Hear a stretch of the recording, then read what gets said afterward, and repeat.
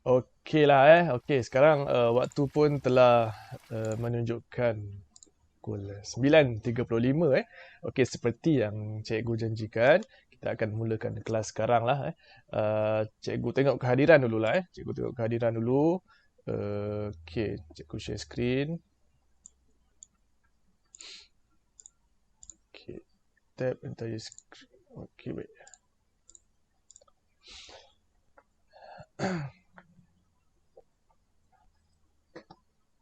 Okey, nampak skrin cikgu ke ataupun blank saja ke? Nampak cikgu. Okey, baik. So pertama sekali cikgu sebentar cikgu kira dulu berapa orang. Okey. Darshini, Harshini, Jitef, Kishore, okey, cikgu Khairi, Nuralia, Privan, Rameswari, Samruta, Shabinta, Tuya, Yingyi Wang, okey, Dr. Zurina.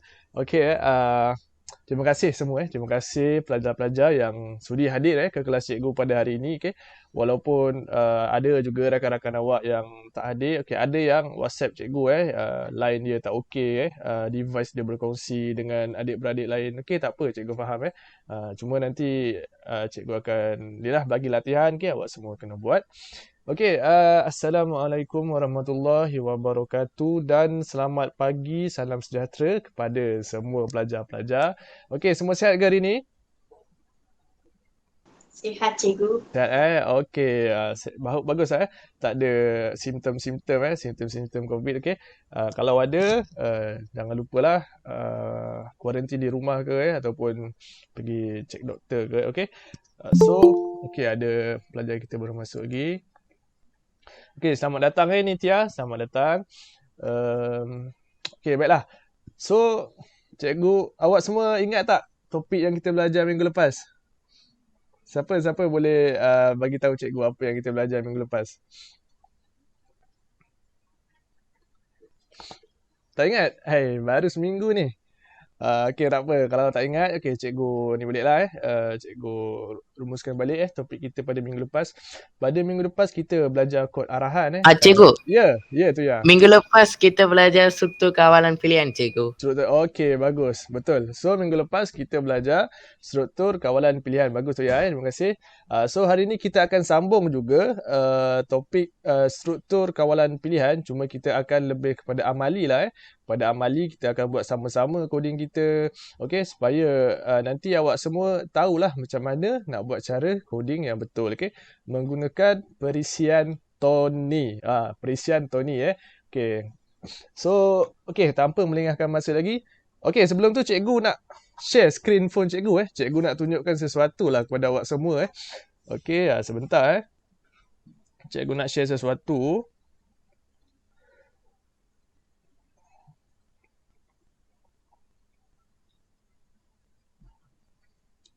Okey. Mungkin ada yang dah pakai perisian ni. Okey, cikgu share dulu, share screen. Start sharing, start recording. Okey, boleh nampak screen phone cikgu? Boleh, cikgu. Boleh, Okey, cikgu. baik. Sekarang cikgu akan buka satu aplikasi Okey, siapa tahu ni aplikasi apa ni? Pernah pakai ke? Google Map. Yes, Google Map. Bagus mesti awak semua suka jalan-jalan kan? Jalan-jalan pergi Melaka ke, pergi mana ke Mesti pakai Google Map untuk jalan yang kita tak tahu lagi lah Okey, sekarang ni cikgu nak tunjuk awak contoh sekarang cikgu di Slim River. Cikgu nak pergi ke Ipoh. Okey, cikgu nak pergi ke Ipoh. Okey, so nanti Google Maps akan menunjukkan jalan kan? Okey. Tengok perhatikan.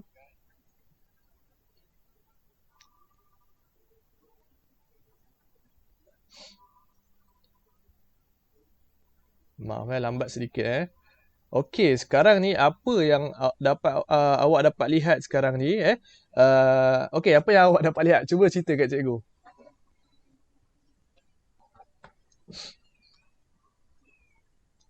Ada respon?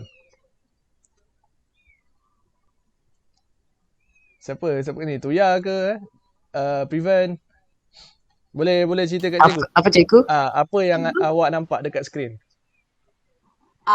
Jalan untuk pergi ke Ipoh, cikgu. Perjalanan Okey. cikgu. Okey, Ipoh dalam mati. ya, Ipoh Mali ya. Aish, Ipoh Mali. Ipoh tak nak sombong. Okey. So, kalau awak perhatikan dekat skrin cikgu kita ada dua pilihan jalan kita boleh melalui jalan yang lama, jalan lama orang kata orang panggil, dan satu lagi jalan highway. Nampak? Kita ada dua pilihan. Dua pilihan ini dia menuju destinasi yang sama. Cuma dia memberi dua pilihan yang berbeza lah ikut kita lah. Kalau kita nak cepat kita ada emergency case ke ataupun kita nak cepat, kita boleh lalu highway tapi berbayar lah bayar tol.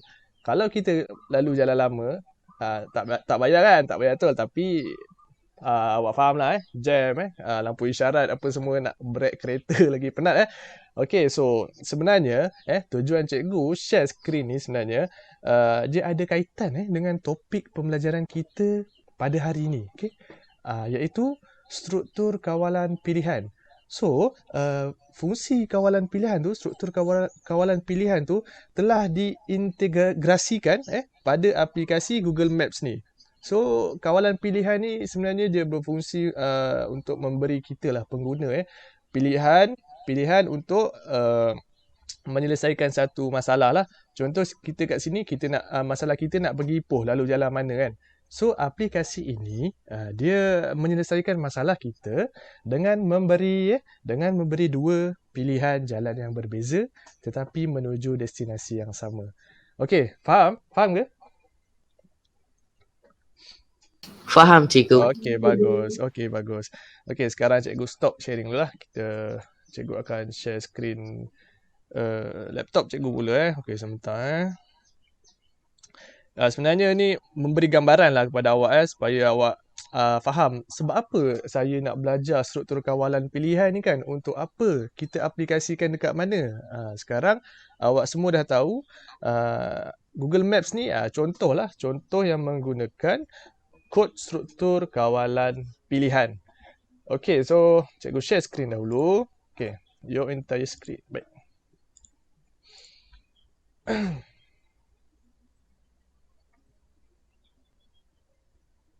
Okey, nampak ke skrin cikgu?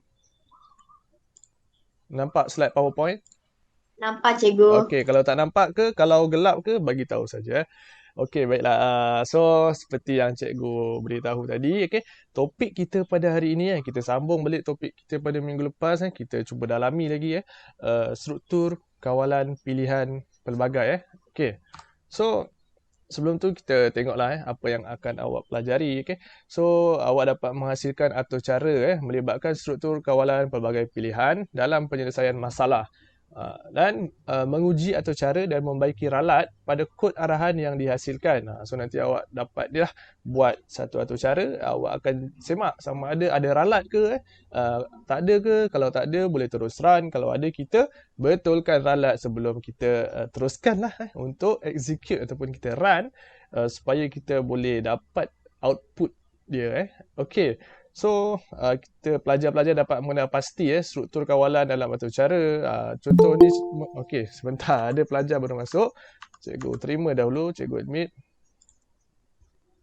Okey, selamat datang Isnita. Okey sihat Okey, cikgu. Okey, bagus. Okey. So, Isnita, hari ni kita belajar topik kod arahan struktur kawalan pilihan. Okey, kita sambung balik. So, pelajar juga akan dapat memberi dua contoh struktur kawalan dalam penyelesaian masalah di akhir pengajian nanti. Okey, so atur cara. Atur cara. Apa itu atur cara? So, kita tengok atur cara di sebalik operasi chef robot ini adalah kompleks dan teratur. Kalau awak tengok tangan robot tu, dia boleh melakukan pelbagai tugasan rumah boleh memasak ke, boleh basuh pinggan ke. Sekarang dunia dah maju tak macam dulu. Kalau dulu tak ada lagi teknologi ini. Sekarang ni pelbagai macam-macam teknologi yang telah dicipta untuk memudahkan urusan kita. Sebenarnya teknologi ni sebenarnya dia adalah untuk menyelesaikan masalah harian kita. Kalau kita tak ada masalah, teknologi tak akan dicipta. Okay? So, samalah dengan atur cara ni. Atur cara ini kita dibina untuk menyelesaikan sesuatu masalah. Seperti yang cikgu tunjuk awal kelas tadi. Aplikasi Google Maps. Masalah kita apa? Masalah kita ingin mencari jalan untuk menuju ke destinasi yang kita kehendaki. Contoh macam tadi, cikgu cari jalan ke Ipoh. Cikgu nak lalu mana ni? Contohlah cikgu baru sampai ke Malaysia Contoh cikgu orang Amerika. Contoh cikgu sampai ke Malaysia, cikgu nak pergi Ipoh. Cikgu tengok dekat internet, dekat Google, oh kat Ipoh ni ada macam-macam tempat menarik. Oh cikgu kena pergi ni. Tapi cikgu tak tahu jalan. So, apa penyelesaian masalahnya? Dengan menggunakan aplikasi Google Maps itulah. Kita juga boleh guna Waze ke lain-lain aplikasi tapi secara rumusannya atur cara sistem-sistem ni ataupun teknologi ni dihasilkan untuk menyelesaikan satu masalah lah. Okey, sebuah atur cara yang kompleks lazimnya mengandungi gabungan pelbagai struktur kawalan. Supaya atur cara yang dibina adalah lebih interaktif dan mampu membuat pilihan bagi memberi keputusan yang tepat. Okey. Nampak? So, dalam satu atur cara yang baguslah orang kata yang bagus haruslah ataupun mestilah mempunyai gabungan pelbagai struktur kawalan. Contoh kawalan pilihan, kawalan jujukan. So itulah satu sistem yang bagus kena ada itulah macam kod struktur kawalan pilihan jujukan. Kalau tak ada, contoh kita guna fungsi input dan output saja kan. Contoh sistem kita guna minta umur pengguna. Okey, umur awak berapa? Okey, kita masukkanlah 15. Lepas tu sistem tu keluarkan balik sahaja. Umur awak adalah 15. Apa fungsinya sistem tu diciptakan? Adakah hanya untuk memaparkan umur kita semula saja kan?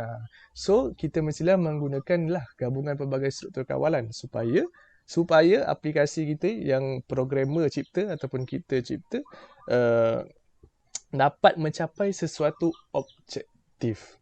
Okey, so seterusnya, manakala dalam setiap pilihan terkandung satu senarai langkah-langkah yang perlu dilakukan. Okey, so kita ada langkah-langkah lah yang perlu dilakukan. Okey, so seterusnya penggunaan struktur kawalan diperlukan bagi menyelesaikan masalah yang kompleks. Okey, kat sini ada berapa? 1, 2, 3, 4. 4 jenis struktur kawalan. Okey, kalau awak tak cikgu hide dulu. Okey, ada 4 jenis struktur kawalan. Okey, contoh yang pertama, kawalan jujukan. Kawalan jujukan ni kita dah belajar pada minggu lepas. Okey, seterusnya adalah struktur kawalan pilihan. Ini yang kita sedang belajar lah. Okay? Minggu lepas kita sentuh sedikit. Hari ini kita akan sentuh lebih mendalam lah tentang struktur kawalan pilihan. Seterusnya adalah struktur kawalan bersarang. Nanti kita akan belajar apa itu struktur kawalan bersarang. Adakah sarang apa? Sarang burung? Bukan. Bukan. So nanti kita akan belajar juga mungkin pada minggu depan. Okay? Dan akhir sekali adalah struktur kawalan ulangan. Okey, struktur kawalan ulangan ni cikgu bagi kata pembayang lah. Struktur kawalan ulangan ni contoh kita nak memaparkan 100 kali sesuatu paparan. Contoh saya suka makan. Awak nak paparkan 100 kali paparan tu, tapi takkan awak nak tulis satu-satu takkan awak nak type saya suka makan 100 kali kan. Lenguh Mungkin awak boleh copy paste. Ya betul, awak boleh copy paste.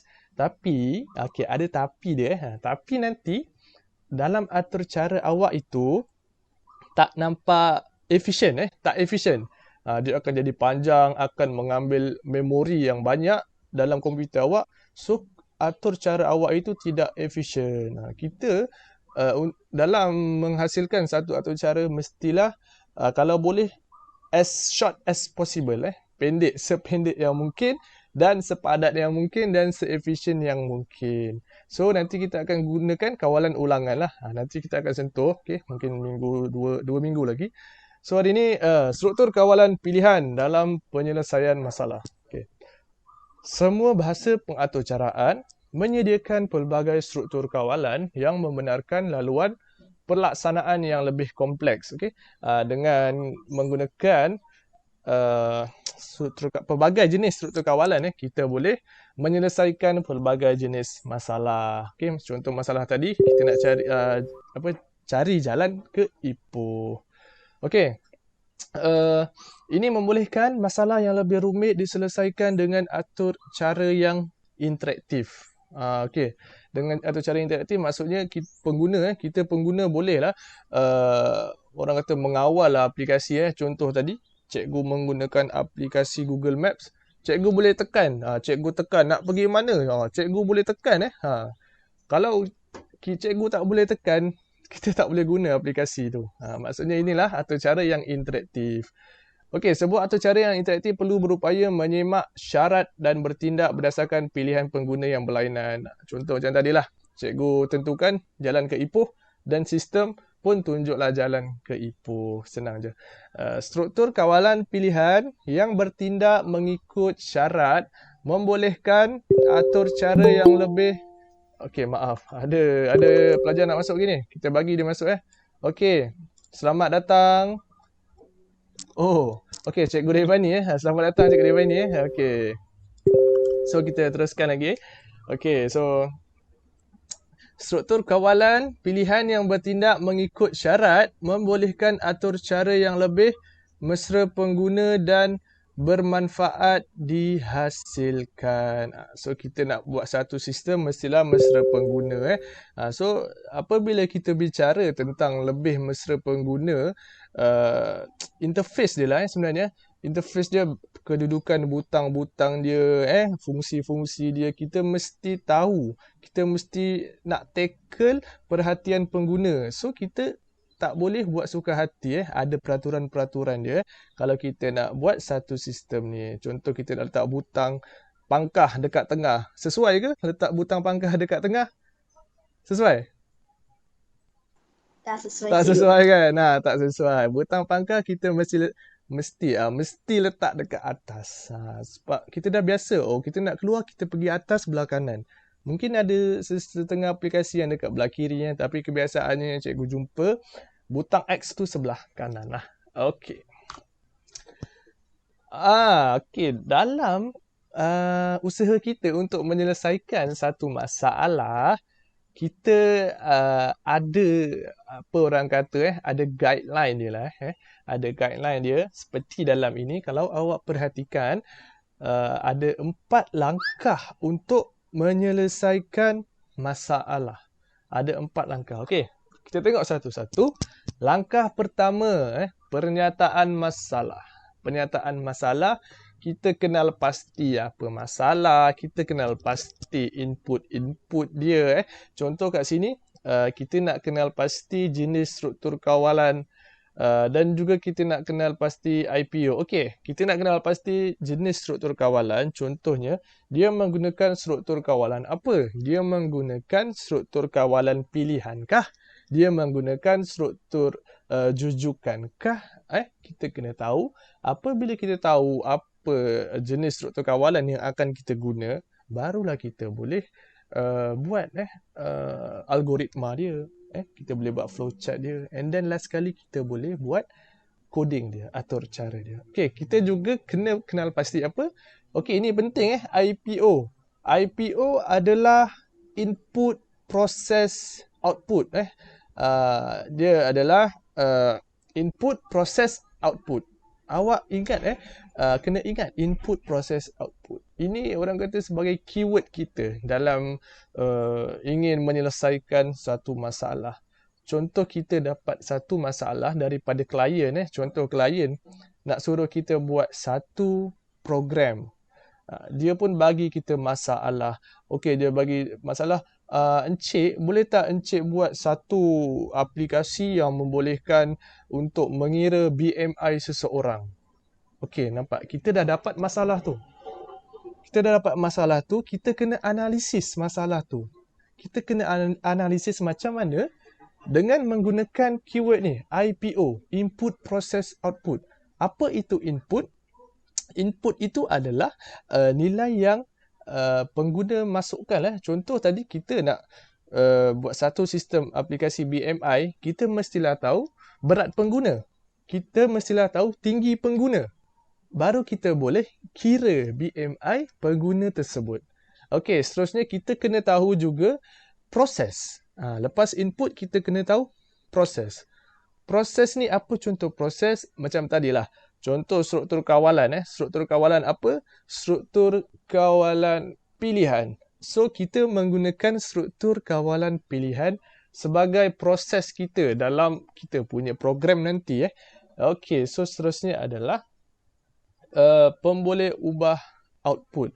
Output ni apa yang kita nak keluarkan lah daripada hasil daripada input yang pengguna masukkan tadi. Contoh kalau dalam aplikasi kira BMI, apa output dia? Adalah nilai BMI itu sendirilah. Okey, seterusnya langkah kedua. Langkah kedua menulis algoritma bagi penyelesaian masalah. Tulis algoritma. Algoritma ni awak semua dah belajar kan algoritma kan? Sudah, cikgu. Sudah. Okey, sudah baguslah. Awak tahulah algoritma ni dia macam arahan lah. Arahan, bahasa arahan tapi dia tak kompleks sangatlah. Dia macam bahasa yang kita boleh faham. Kita tulis contoh masukkan nilai tinggi pengguna. Itu adalah contoh arahan yang kita boleh faham lah.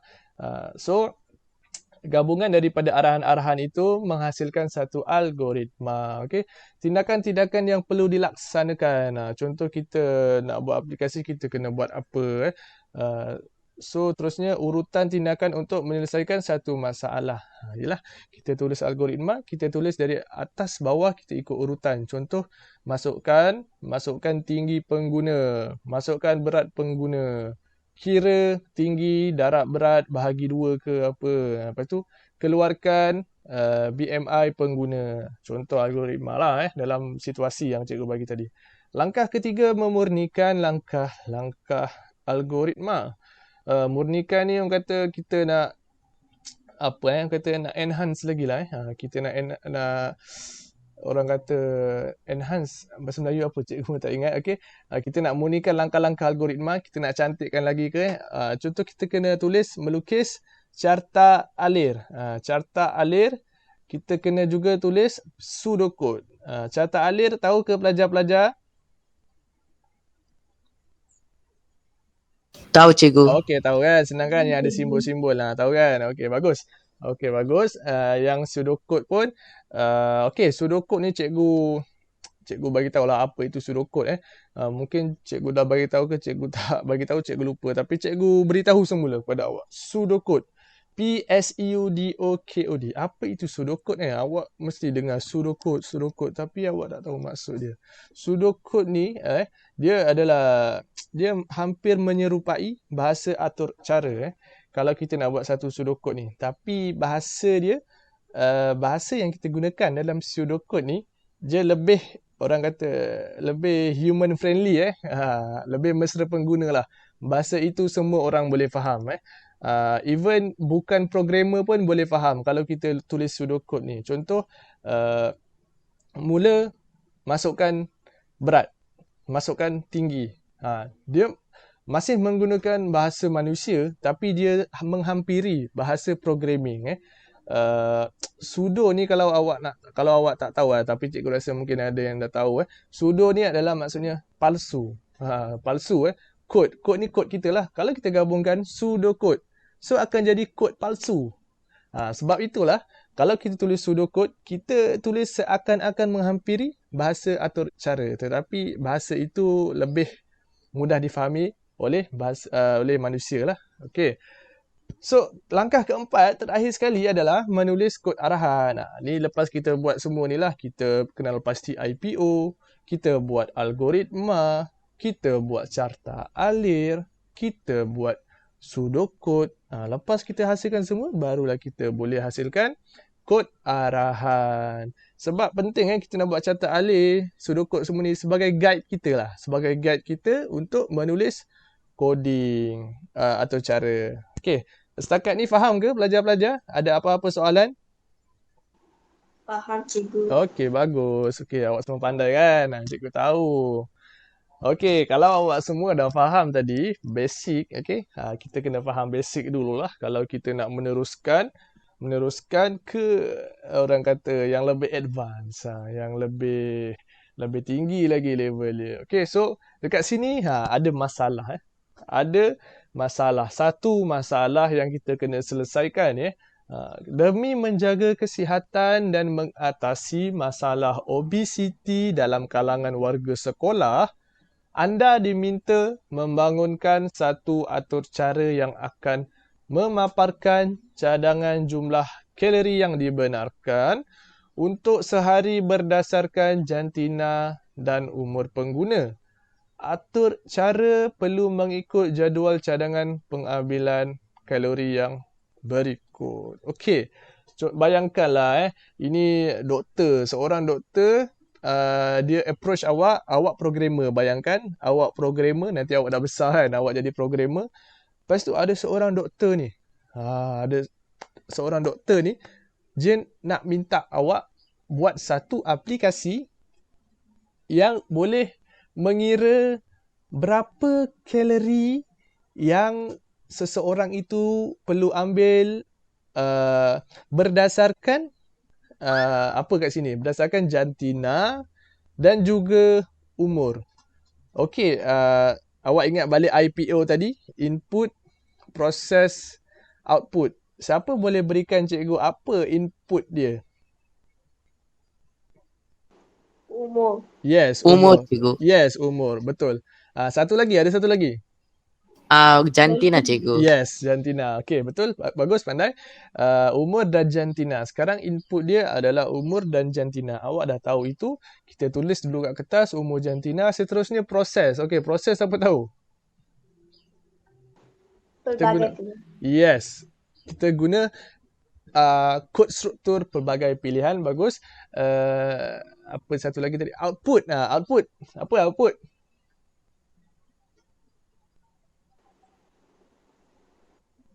Berdasarkan ni situasi ni dengan table tu, apa output dia agak-agak awak? Apa yang pengambilan kalori, cikgu? Yes, betul, pengambilan kalori. Yes, betul, bagus. So kita dah tahu tiga-tiga tu input, process, output. Input dia tadi yang awak kata jantina dan umur. So nanti aplikasi kita akan minta nilai jantina pengguna dan juga nilai umur pengguna. Okey. So lepas tu proses dalam aplikasi kita tu kita guna apa? Kita guna kod struktur kawalan pelbagai pilihan. Sebab sini ada banyak Pilihan pertama 13-15 tahun je berapa intake kalori per hari contohnya. Kalau 16 hingga 18 berapa, 19 hingga 29 berapa intake kalori, sampai dia ulang lah 30 hingga 59 berapa. Okey. Next, sambung. Apabila kita dah tahu input, process, output tu, kat sini nampak. Kita ulang balik Mengenal pasti boleh ubah input jantina umur pengguna. Okey, betul kan yang awak kata tadi? Pandai awak Okey, kedua, mengenal pasti proses dan struktur kawalan yang terlibat, iaitu struktur kawalan dua pilihan dan pelbagai pilihan. Betul tadi yang awak kata tadi? Dia guna pelbagai pilihan dan juga dia guna struktur kawalan dua pilihan. Dua pilihan sebab apa? Sebab dia guna yang jantina tu kan. Jantina dia ada dua pilihan saja kan, lelaki perempuan. Ke ada lagi lain? Mungkin zaman sekarang mungkin orang kata banyak jantina ke apa kan. Itu cikgu tak nak sentuh lah. Yang cikgu tahu jantina ada dua, lelaki perempuan. Okey. Lepas tu kita mengenal pasti boleh ubah output. Output dia apa? Kalori. Okey, betul. Jumlah intake kalori lah yang seseorang itu perlu ambil setiap hari.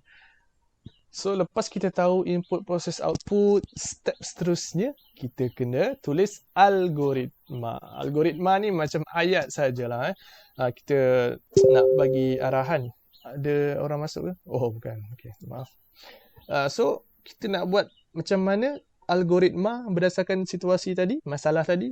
Seperti ini awak perhatikan. Pertama sekali kita kena tulis pengguna diminta memasukkan jantina. So sistem kita akan meminta maklumat ini.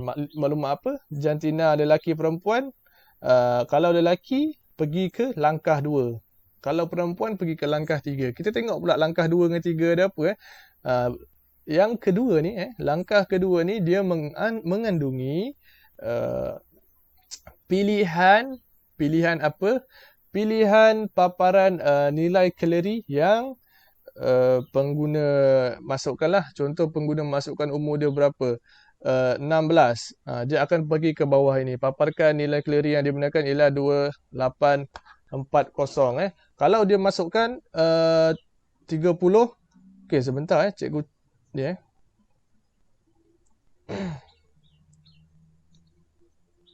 Okey, sambung balik. Kalau pengguna masukkan 30, sistem akan paparkan nilai kalori yang dibenarkan ialah 2460. Okey. Itu contoh kalau pengguna masukkan yang lelaki Apabila pengguna masukkan jantina dia perempuan pula, dia terus skip ke langkah 3. Dia tak tengok langkah kedua. Sebab yang langkah 3 ni khas untuk perempuan. Khas untuk perempuan. Contoh, kalau perempuan tu masuk umur 16, dia akan paparkan nilai kalori 2050. Contoh kalau masukkan umur dia 100. Kalau umur 100, apakah paparan yang akan keluar? Siapa tahu? Kalau perempuan tu masuk umur lebih pada 100. Umur 100. Cikgu, nilai kalori yang dibenarkan ialah 1780, cikgu. Yes, bagus. Betul. So, dia akan paparkan nilai kalori yang dibenarkan ialah 1780. Sebab dia menepati syarat jika umur lebih besar atau sama dengan 60. Okey, simbol-simbol ni kan kita dah belajar kan hari tu kan. Kalau yang simbol macam ini, dia lebih besar atau sama dengan. Kalau lebih kecil macam mana? Lebih kecil arrow dia menuju ke sebelah kiri. Okey, senang saja kan. Okey, seterusnya kita kena buat juga carta alir. Carta alir dia macam ni mungkin awak tengok rumit. Sebab apa? Sebab awak tengok secara keseluruhan. Kalau awak tengok satu-satu, tak rumit lah. Kita kena faham satu-satu. Okey, kita tengok. Sekarang ni dia mengandungi, carta alir ini mengandungi struktur dui pilihan dan struktur pelbagai pilihan. Dui pilihan dekat mana? Dui pilihan dekat jantina tu. Okey, contoh kita tengok dari mula.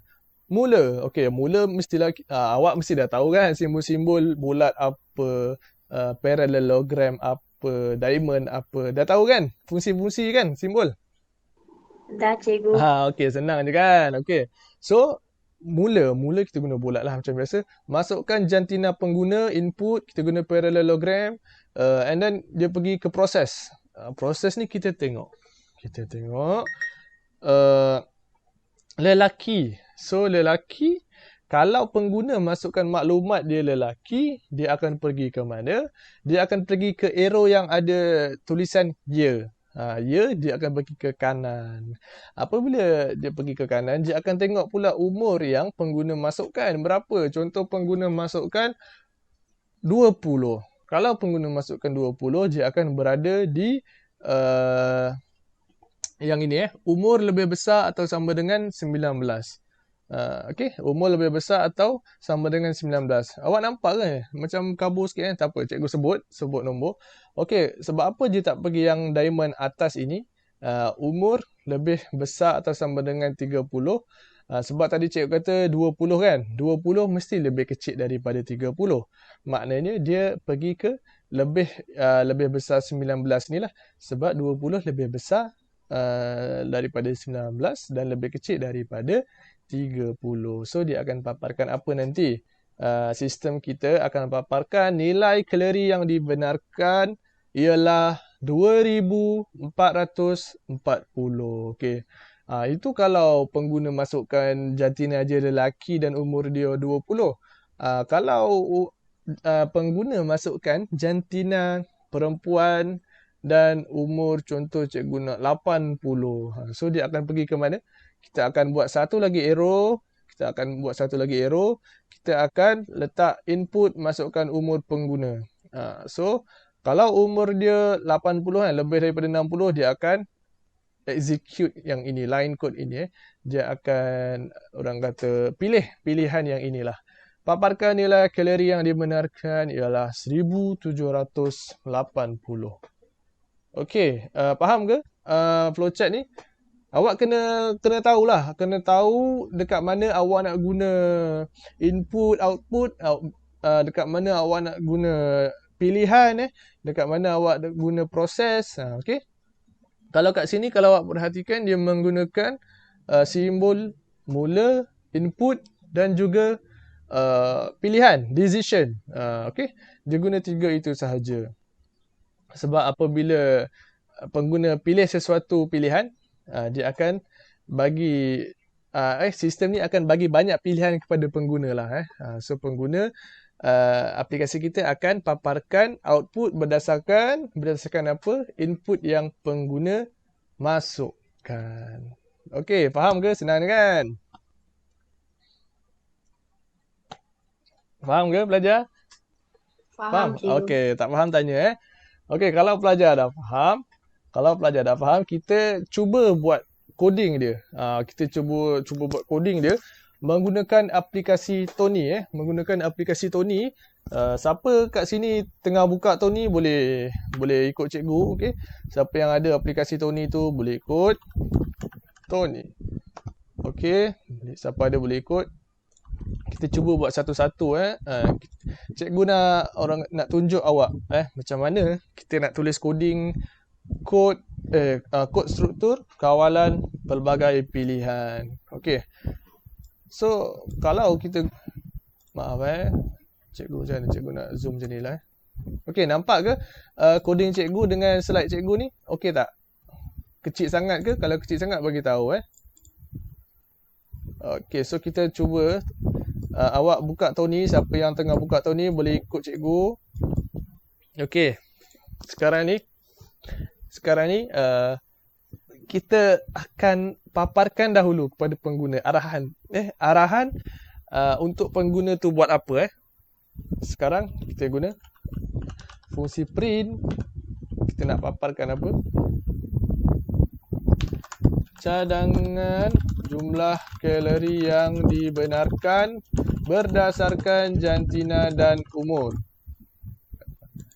Itu saja ke? Okey, itu saja. Okey. Ingat fungsi output ni memaparkan paparan. Okey. Cikgu yakinlah awak semua dah tanam dalam kepala awak fungsi print ni. Senang je. Kita nak guna print ni, kita nak paparkan. Okey, sebab apa kita nak paparkan kepada pengguna? Sebab kita nak bagi pengguna faham apakah nilai yang pengguna seharusnya masukkan. Contoh kita nak minta pengguna masukkan nilai tinggi dan berat, tapi kita tak tulis, kita tak bagi arahan. So pengguna nanti tak tahu nak masukkan nilai apa. Contoh awak download satu aplikasi. Lepas tu aplikasi tu dia sediakan ruang untuk awak isi nilai tau. Tapi dia tak bagi tahu apa nilai yang awak nak masukkan. Nanti awak terpinga-pinga, awak tertanya-tanya. Apa ni nilai yang aku nak masukkan ni? Aku nak masukkan nama kucing aku ke? Nak masukkan sekolah ke? So kita tak tahu. So dengan adanya arahan ni, kita dapat memberi pembayang kepada pengguna supaya pengguna dapat tahulah nilai yang pengguna ingin nak masukkan. Okey. So ini adalah tajuk dia. Tajuk kita punya aplikasi. So kita akan buat satu fungsi input, satu fungsi kita akan declare akan ya. Cikgu. Ya. Cikgu atas tu print jantina cikgu. Jantina. Print jantina. Cikgu atas dalam coding. Dalam coding. ada Yes. ke jantina. Jan- Jantina. Oh, Hantina, Jantina. Okey, bagus awak fokus bagus bagus. Okey, cikgu saja tu nak tengok awak fokus ke tak Okey. So, lepas kita paparkan kita punya orang kata tajuk tajuk aplikasi kita akan buat apa? Kita akan isytiharkan. Isytiharkan apa? Satu pemboleh ubah yang memegang nilai jantina pengguna. Okey. Contoh pengguna dah masukkan jantina lelaki. So, nilai lelaki tu sekarang ni terapung-apung. Kalau kita tak buat, kita tak declare satu pemboleh ubah, nilai jantina lelaki tu dia terapung, tak tahu nak pergi mana. Oleh itu, kita kena isytiharkan satu pemboleh ubah yang dapat memegang nilai jantina pengguna lelaki itu. So, macam mana kita nak buat? Kita buat macam ni. Jantina sama dengan, ingat kalau kita nak declare sesuatu pemboleh ubah, mestilah mengikuti aturan yang ditetapkan, rules yang ditetapkan. Contoh cikgu buat macam ni. Jan selang Tina, boleh ke? Tak boleh cikgu. Tak boleh kan? Bagus. Sebab dia punya peraturan tak boleh ada selang, tak boleh dimulakan dengan nombor. Okay? Kalau nombor letak tengah boleh. Jan 3 Tina boleh. Okay? Kita nanti awak check balik peraturan-peraturan yang lain dia. Okay, so Jan Tina sama dengan, dia guna double sama dengan ingat balik apa beza double sama dengan satu equal? Ada siapa ingat tak? Apa beza? Ya cikgu. Ya, apa? Cuba bagi tahu. Satu sama dengan tu dia yang pegang yang tu cikgu. Kalau dua sama dengan dia sama dengan kan? Okey, betul je nak bandingkan kan? Betul? Ya cikgu. Yes, dia nak bandingkan. Bagus. Okey, bagus. Awak ingat balik apa yang kita pelajari. Bagus Awak semua ni jenis yang senang ingat Cikgu cakap sekali je awak terus ingat. Cikgu tak perlu ulang-ulang Bagus, cikgu suka. So, sekarang kita guna satu je lah sebab kita nak menerima nilai. Kalau kita guna dua equal, kita nak bandingkan nilai sebelah kiri dan sebelah kanan. Contoh, jantina, adakah jantina sama dengan umur? Ini kalau kita nak guna, kita nak bandingkan nilai ini mestilah salah kan. Jantina lelaki, perempuan, umur, nombor, tak boleh lah. Okay.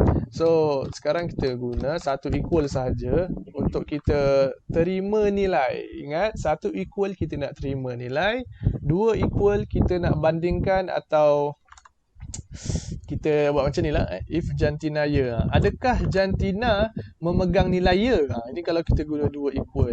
Okay, dia macam macam apa nak bandingkan lah nilai adakah sama atau tak. Senang je. Okay, sekarang kita guna satu equal dahulu. Jantina input. Ingat kita guna fungsi input. Kita masukkan adakah okay, cikgu nak tukar lah arahan. Berikan jantina, apakah jantina anda? Apakah jantina anda? Okey, sekarang ni apakah jantina anda ni akan dipaparkan awal-awal pada sistem. Apabila pengguna run sistem tu, arahan apakah jantina anda ini akan keluar. Okey. Okey, cikgu padang selang. Ya atau tidak. Okey, so kalau kita buat macam ni okey, contoh cikgu save dahulu. Save as. Okey, cikgu save as. Cikgu masuk ke file yang cikgu nak, tingkatan 2, 8 September. Okey, latihan 1. Okey, kita cuba run. Tak ada apa-apa error, tak ada apa-apa error. Tetapi kalau kita masukkan satu nilai, apakah jantina anda? Lelaki.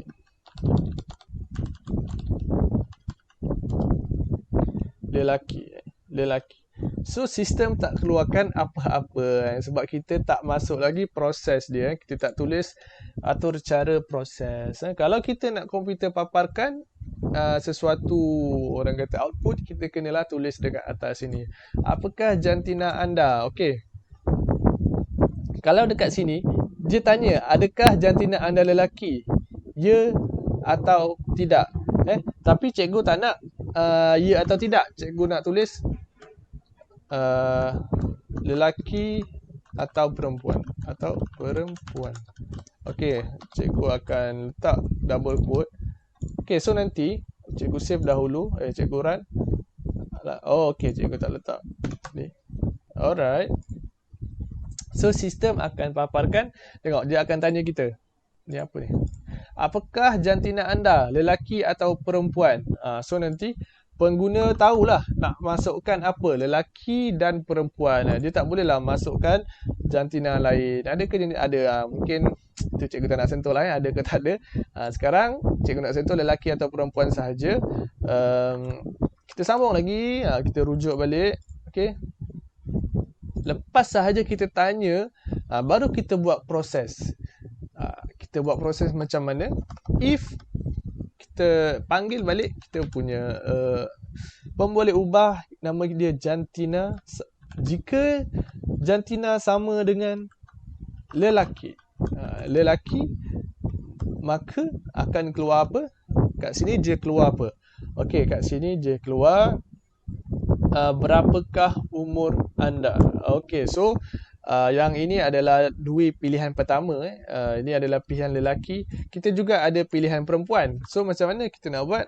Alif jantina sama dengan perempuan. Okey, ini apabila pengguna masukkan nilai perempuan. So nanti jantina ni akan tengok adakah nilai itu perempuan. Kalau perempuan dia akan execute arahan yang kat bawah dia ni nanti. Kalau lelaki pula, kalau contoh pengguna tu masukkan lelaki, dia akan execute coding yang bawah ini nanti. Nanti cikgu akan tulis. Okey, sekarang ni kita buat dua pilihan ni dahulu, lelaki dan perempuan.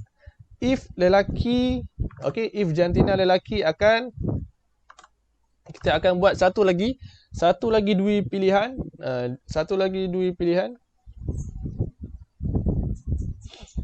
Umur INT berapakah umur anda? So sekarang kita akan buat satu lagi. Umur. Mana tadi?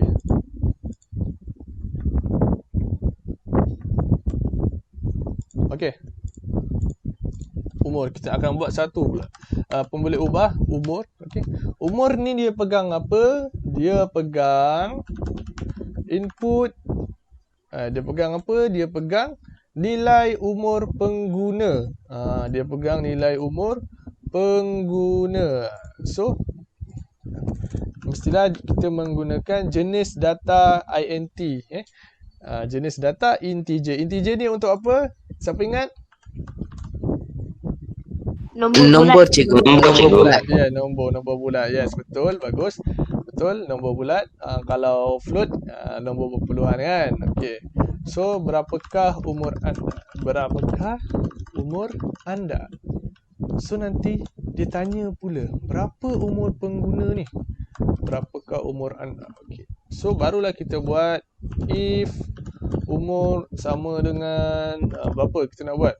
Kat sini buat lebih besar sama dengan 60 kan. Yang ni kita kena check balik lah masalah kita tadi. Masalah kita berapa? Dia ada bagi kan, table kan. Kita buat berdasarkan table yang dia bagi ni.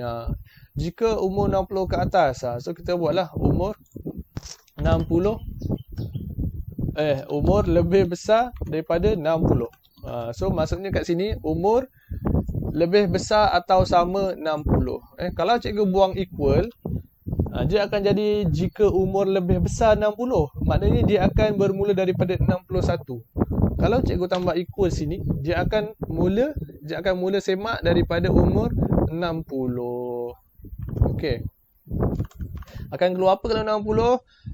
2100 kalori. Okey. If umur 60, mana tadi?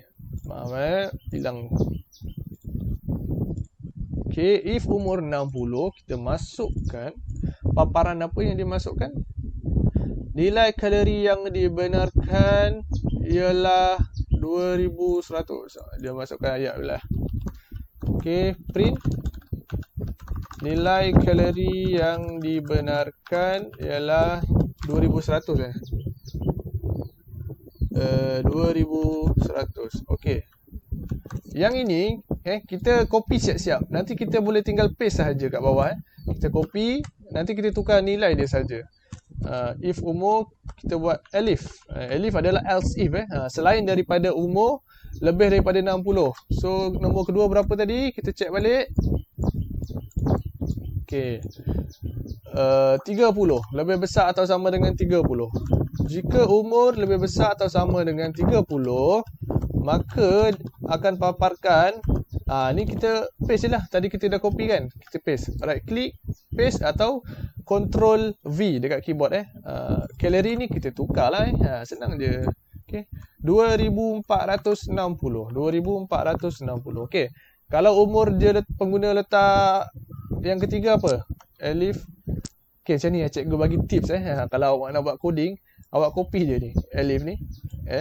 Awak paste kat bawah.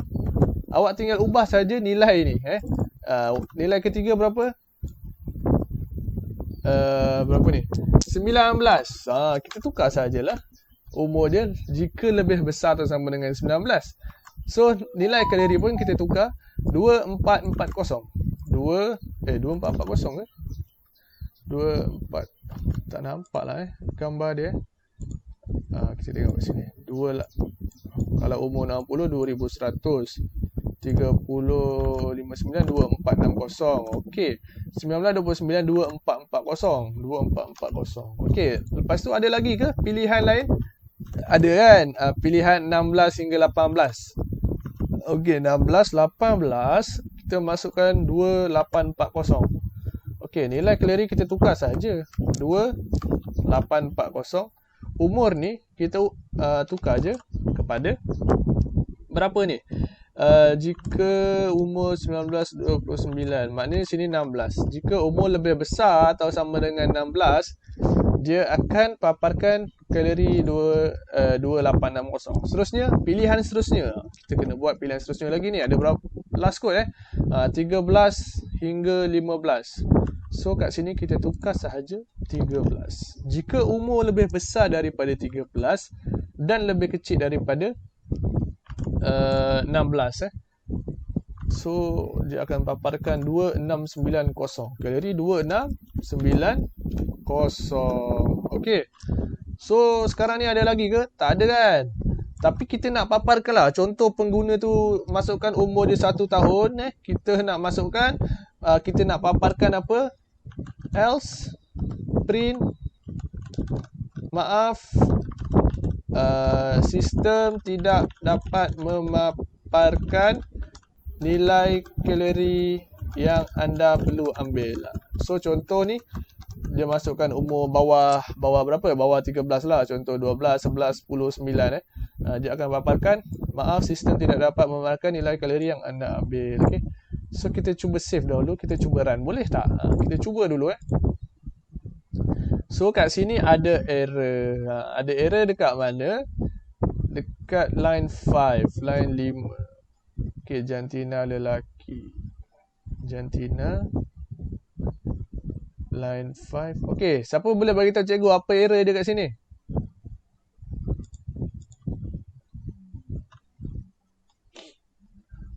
Print jantina input. Ada siapa-siapa? If jantina lebih lelaki.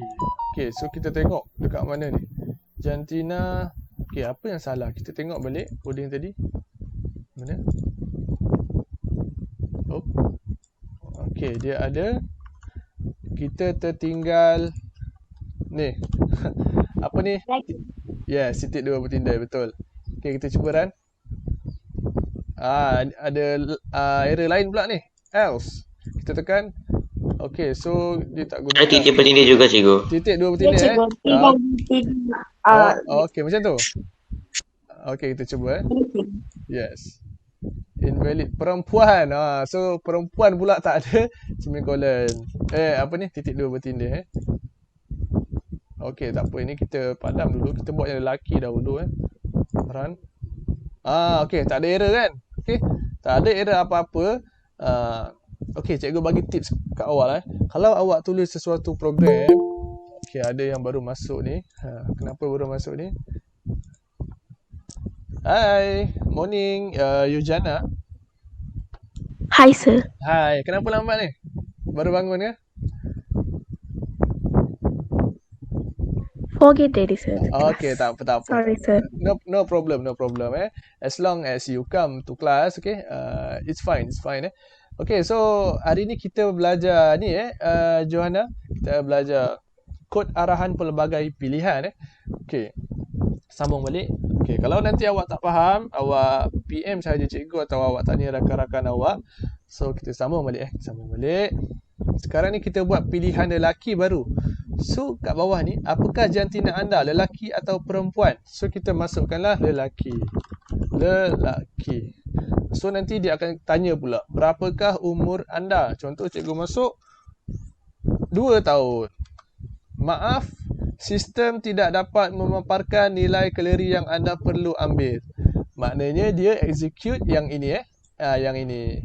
Yang umur dia kurang daripada 13. Okay, kalau umur 2 tahun kan kurang daripada 12 kan. So dia akan paparkan ni lah.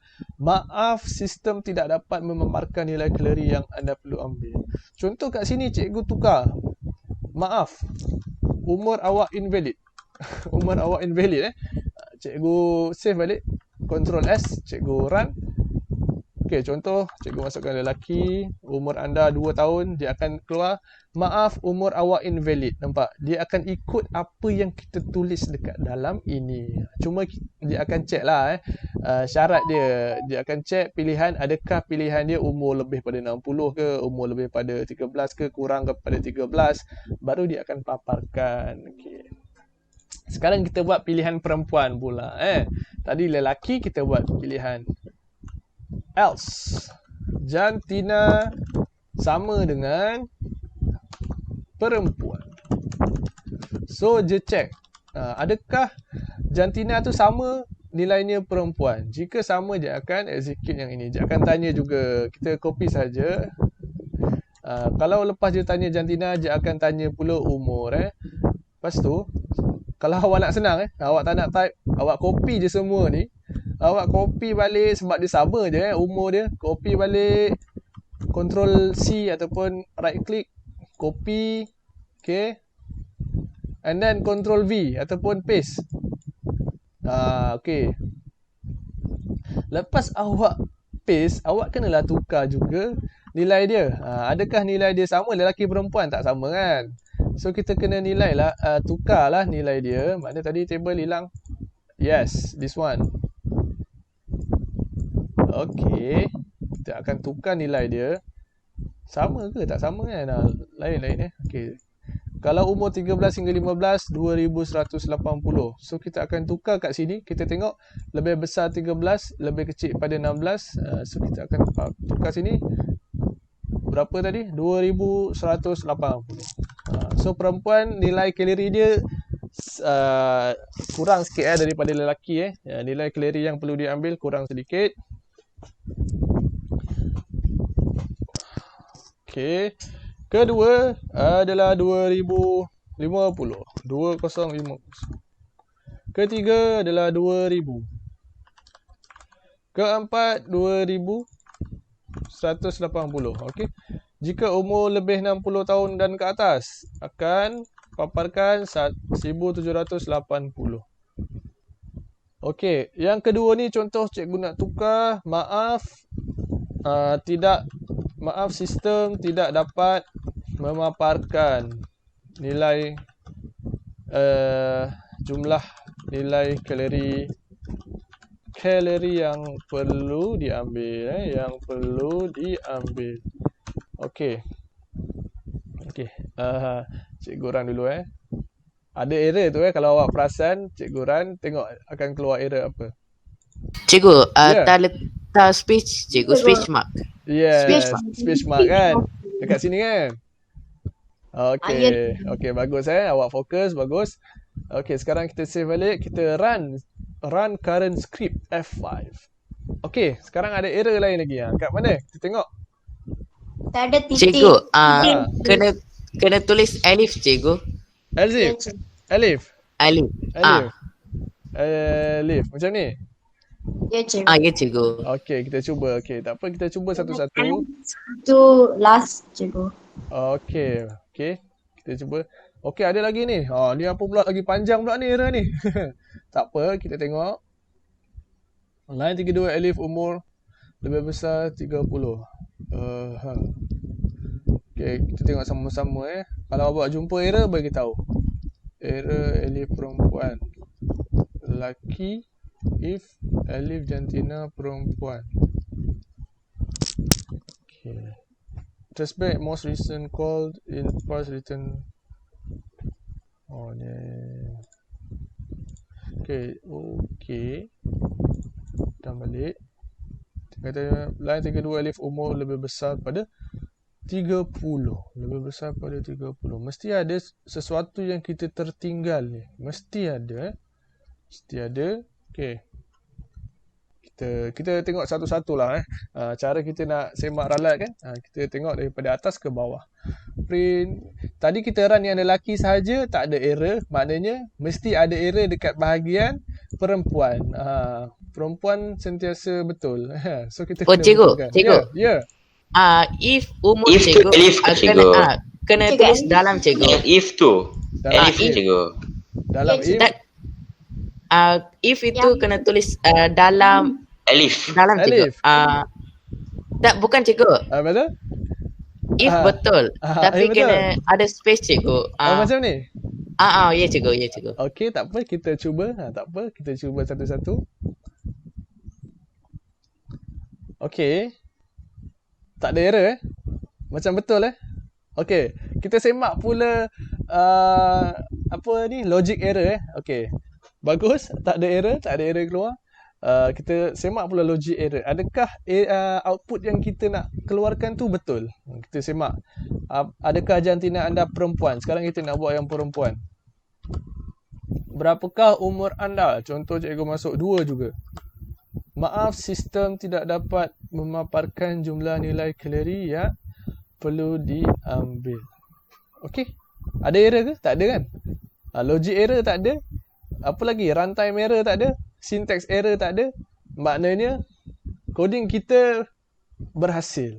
Maknanya coding kita berjaya dirunkan tanpa ada error.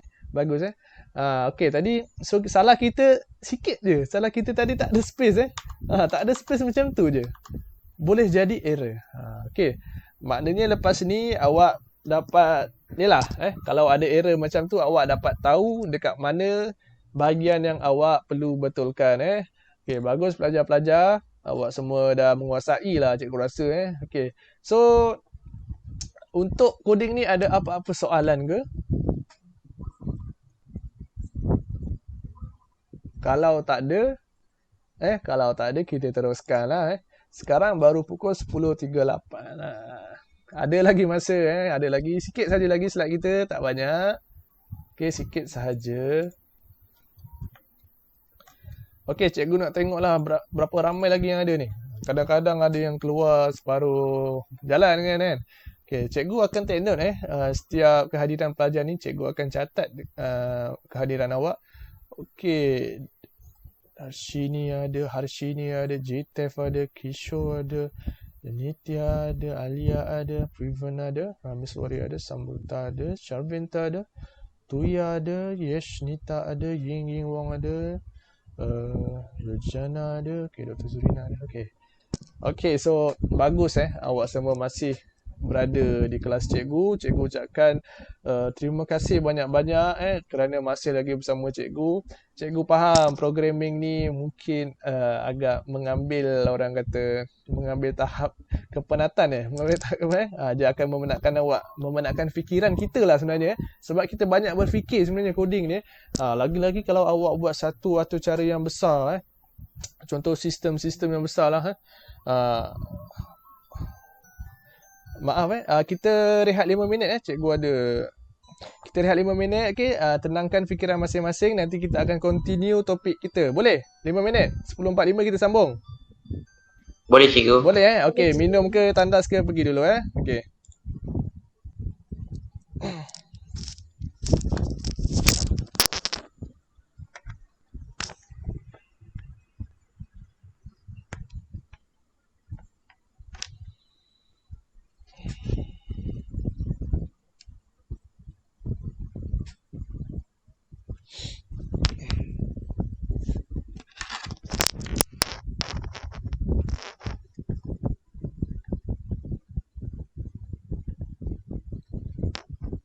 Okay, cikgu buka lagu lah sementara kita rehat 5 minit.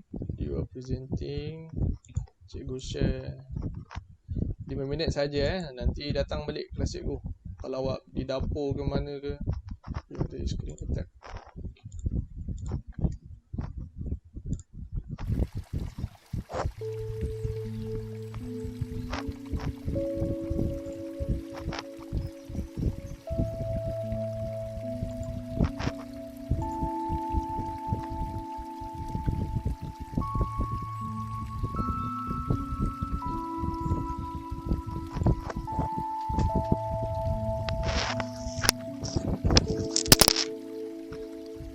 Hello, Maverick. Tadi ada call saya ke?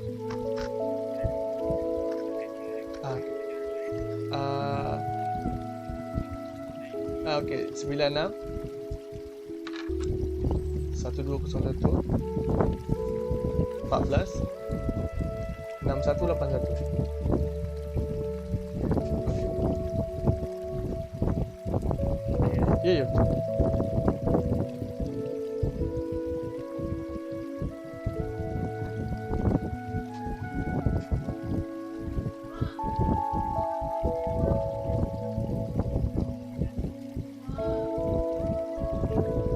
SB bulan ni bulan 9 ke? Okey. Dia kena bayar ke macam mana? Ada tunggakan ke?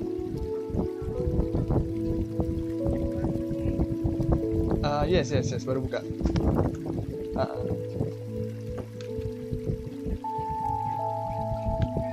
Oh, belum bayar lagi lah Oh, okey, baik.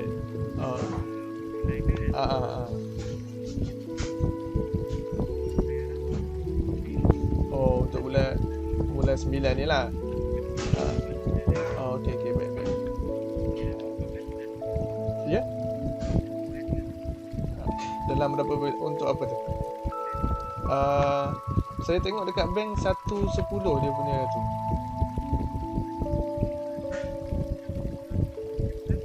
Boleh. Okey, baik. Baik.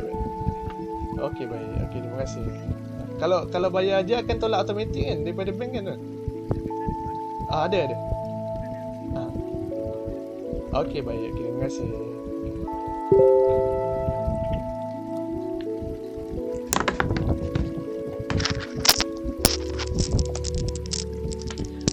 Okey, kita ada 2 minit lagi siapa yang nak ambil makanan ke ambil keropok sambil kita belajar, kan dia tengah lapar boleh. Okey, 2 minit lagi. Siapa yang rasa nak pergi tandas ke, okey, kita boleh pergi tandas. Kita awak lah awak boleh pergi tandas.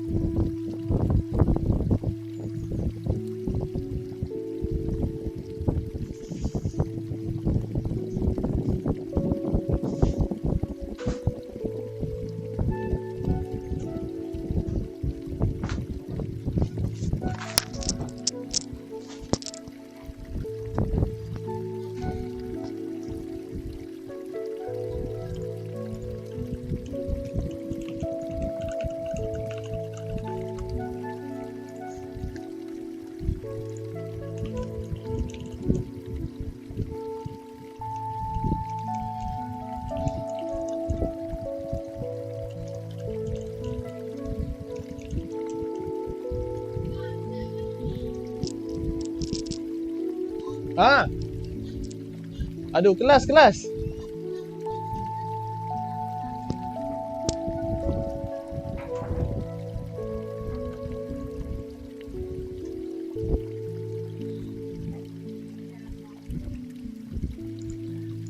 Okay, so waktu pun dah sampai ke 10.45. Okay, seperti yang cikgu janjikan, kita akan sambung semula kelas kita. Okay, sebentar cikgu share balik. Cikgu share balik. Okay. Ada yang tengah makan ke tu? Ada yang tengah makan ke? Okay. Kalau awak tengah buat apa-apa pun, pastikan fokus lah. Pastikan fokus ke kelas cikgu supaya awak dapat ilmu yang cikgu share pada hari ini. Okay, so cikgu akan share your entire screen.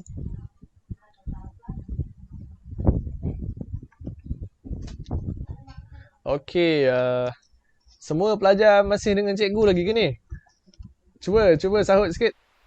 Ya, cikgu. Okay, bagus. Masih lagi. Okay, bagus.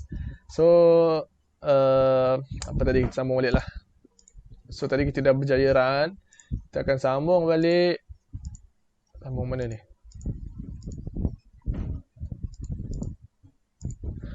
Okay, kita akan sambung untuk menyelesaikan amali komputer 3.3 dekat buku teks awak ada, kalau awak nak tengok dekat buku teks. Okay, kita sama-sama lah buat sama-sama. Okay, kita cuba selesaikan. Ada berapa? 3 okay. So ni ada jawapan sekali. So kaji situasi berikut dan kenal pasti permasalahan. Nampak? So Linda Pelikat diberi tugasan oleh gurunya untuk membina satu atur cara yang memberi diskaun berdasarkan mata ganjaran yang terkumpul dalam kad diskaun koperasi sekolah. Setiap murid menggunakan kad diskaun untuk membeli alatan sekolah di koperasi sekolah. Terdapat 2 jenis kad yang dikeluarkan oleh koperasi sekolah, iaitu kad emas dan kad premium. Atur cara yang dibina oleh Linda adalah untuk pemegang kad premium. Dia untuk kad premium sahaja. So kad emas ni tak boleh lah. Okay. So kita kena kenal pasti apa input dia. Kita check balik. IPO, ingat IPO. Apa IPO dia? Input dia adalah jenis kad. Jenis kad. Sebab kita nak tahu adakah dia pakai kad emas dan kad premium. Kalau kad emas, kita tak boleh teruskan lah. Kalau kad premium, baru kita boleh teruskan atau cara kita. So input dia, ingat jenis kad dan juga apa? Masukkan jumlah okey. So kita nak tahu juga jumlah belian pelajar. Kita nak tahu jumlah belian pelajar dan juga kita nak tahu tempoh sah laku kad. Adakah kad tu masih valid ataupun sudah expired ataupun sudah tamat tempoh. Dan juga kita nak tahu apa? Kita nak tahu. Okey, kita check balik. Dengan diskaun setiap murid menggunakan kad diskaun. Okey. So itulah yang penting, jumlah belian dan juga tempoh sah laku kad. So kita nak bina algoritma berdasarkan situasi di atas. Kita tengok, perhatikan algoritma ni. Dia dah bagi jawapan. Dia mula aplikasi, mula atau cara ataupun mulanya pengguna tu menggunakan aplikasi. Seterusnya masukkan jumlah belian. So pelajar akan diminta untuk masukkan jumlah belian yang pelajar belanja. Okey. Setelah itu sistem akan tengok pula adakah tempoh sah laku kad itu sah atau tidak. Adakah masih valid ataupun sudah tamat tempoh. Okey. Jika sah, jika masih valid, jika boleh guna, tentukan kadar diskaun. So sistem akan kira berapakah kadar diskaun yang pelajar ini layak dapat. Berdasarkan apa? Berdasarkan mata ganjaran yang pengguna itu ada. Okey, contoh pengguna itu ada 50 mata ganjaran. Dia dapat berapa diskaun. Contoh kat sini kita tengok, kalau ganjaran dia ada 100, dia dapat 20% diskaun. Kalau pelajar ada 50 mata ganjaran dalam kad dia, dalam kad ahli dia, pelajar akan dapat 15% diskaun. Okay. Jika tidak, pelajar hanya akan dapat 10%. Maknanya kat sini, jika tidak ini adalah mata ganjaran dia lebih kurang. Bukan lebih kurang. Kurang daripada 50. Kurang daripada 50, pelajar itu akan dapat diskaun cuma 10% sahaja. Okey, awak perhatikan cara nak buat algoritma ni, ayat dia dimulakan dengan mula, diakhiri dengan tamat. So lepas mula kita akan masukkan input, masukkan jumlah belian, tentukan tempoh sah lakukan. So tu input tu. Input kita dapat daripada pengguna lah. Lepas kita dapat input, kita tulis apa? Kita akan tulis proses. Tentukan kadar diskaun. So ini adalah proses lah, tentukan kadar diskaun ni. Jika mata ganjaran lebih ialah kosong, tamat. Jika mata ganjaran lebih besar atau sama dengan 100, diskaun ialah 20%. Awak perhatikan ayat-ayat yang dia gunakan. Ayat dia adalah bahasa yang kita faham. Bahasa yang manusia faham. Bukan sahaja pengatur cara yang faham, malah manusia biasa pun boleh faham. Itulah kita panggil algoritma. Kalau bahasa yang pengguna yang orang biasa tak faham, bahasa programming lah, contoh Java. Okay. Contoh siapa kawan-kawan awak yang tak belajar programming kan, kalau awak tunjuk bahasa atau cara, mereka mesti pening. Mereka mesti ingat, wow, awak ni hebatnya, boleh faham bahasa ni. Nampak? So kalau bahasa algoritma ni, kawan-kawan awak yang tak belajar atau cara ni pun boleh faham. Contoh dia masukkan, dia guna tentukan jika, okay? Jika tidak. Contoh awak tunjukkan elif dekat kawan awak yang tak belajar. Nanti kawan awak tanya, elif tu apa? Elif tu apa? Dia tak tahu. Apa tu elif? Awak mungkin tahu. Elif, else if. Okay, kena beza bahasa atau cara dengan bahasa algoritma. So, okay, dia akan akhirkan tamat. Okay, faham ke algoritma ini? Okay, so kita dah tahu macam mana nak bangunkan algoritma. Right. So, ini adalah flowchart lah. Flowchart, kita gunakan simbol-simbol tertentu yang membawa maksud tersendiri, yang menggunakan fungsi, yang mewakili fungsi-fungsi tertentu. Kalau mula kita guna bulat. Okay, ini awak dah tahulah. Awak dah menguasai lah. Cikgu tak payah nak sentuh banyak-banyak. Okay. So, kita tengok mula. So, lepas mula, sistem akan minta pengguna masukkan jumlah belian. Okey, contoh berapa? RM50, RM100. Lepas sahaja pengguna masukkan jumlah belian, sistem akan tengok adakah kad masih sah. Adakah kad masih sah? Sistem tu tanya pengguna, kad awak ni sah ke? Kad awak ni masih boleh guna ke tak? Kalau tak boleh guna, awak tak boleh teruskan lah. Kalau boleh guna, nanti saya akan kira-kira. Okey, tu sistem lah. Sistem yang berkata. So, kita tengok. Kad masih sah. So, kalau tak sah, dia akan pergi ke mana? Dia akan pergi ke paparkan sila perbaharui kad anda. Lepas tu dia akan pergi mana? Dia pergi bawah sini, tamat. Kira habislah. Lepas dia paparkan sila perbaharui kad anda, maka sistem akan tamat berjalan. Maknanya terus end lah. Okay. Kalau kad masih sah pula, dia pergi mana? Kita tengok. Kad masih sah. Ya. Dia pergi bawah ni. Kita kena perhatikan perkataan ya atau tidak. Nanti awak, kalau awak jawab dekat peperiksaan, awak jangan lupa letak sekali arah apa ni, di mana arrow itu pergi. Kalau tidak, kita tulis tidak. Kalau arrow tu pergi ke ya, kita tulis ya. Takut nanti, biasa yang cikgu jumpa pelajar-pelajar ni dia terlupa letak perkataan ya dan tidak ni. Sebab kalau awak tak tulis tidak dan ya ni, nanti pemeriksa takkan faham. Contoh sebelah sini sebenarnya pengguna masukkan ya atau tidak. kalau pergi sini. Kalau pergi sini, ya atau tidak. Nanti pemeriksa tak tahu. So, pemeriksa akan tanda berdasarkan jawapan yang awak tulis. Walaupun pemeriksa faham sebenarnya, kalau pengguna pilih pengguna masukkan tidak, kalau kita tak tulis tidak pun, pemeriksa tahulah, paparkan sila pembaharui kad anda. Tapi kita ikut skema lah, pemeriksa ikut skema jawapan lah. Okay. Faham ke, belajar?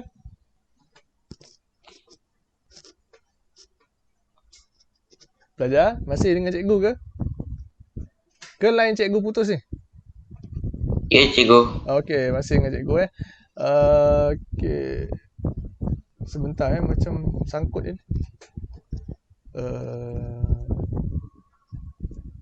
Okay, tak apa, teruskan. So, apabila pengguna masukkan kad mahasiswa, dia akan pergi, sistem akan semak pula berapa mata ganjaran yang pengguna tu ada. Dia akan semak berapa mata ganjaran yang pengguna tu ada. Contoh pengguna tu ada kosong. Kosong mata ganjaran, dia akan terus tamat. Dia tak akan dapat apa-apa diskaun. Okay. Macam mana kita nak buat carta alih? Kita akan buat diamond, bentuk diamond. Dalam diamond tu kita isilah, adakah mata ganjaran sama dengan kosong? Kalau kosong, terus tamat. Kalau ada, contoh, mata ganjaran lebih besar daripada 100, sistem akan kira diskaun ialah 20% dan paparan jumlah perlu dibayar. Kalau mata ganjaran, kita buat diamond ketiga pula. Pilihan ketiga ni, mata ganjaran lebih besar atau sama dengan 10. Apabila lebih besar atau sama dengan 10, so pengguna akan dapat diskaun berapa? 15%. Okay? So, dia akan paparkan jumlah perlu dibayar. And then, jika tidak ni maksudnya, dia tak menepati mana syarat, mana-mana pilihan sebelumnya.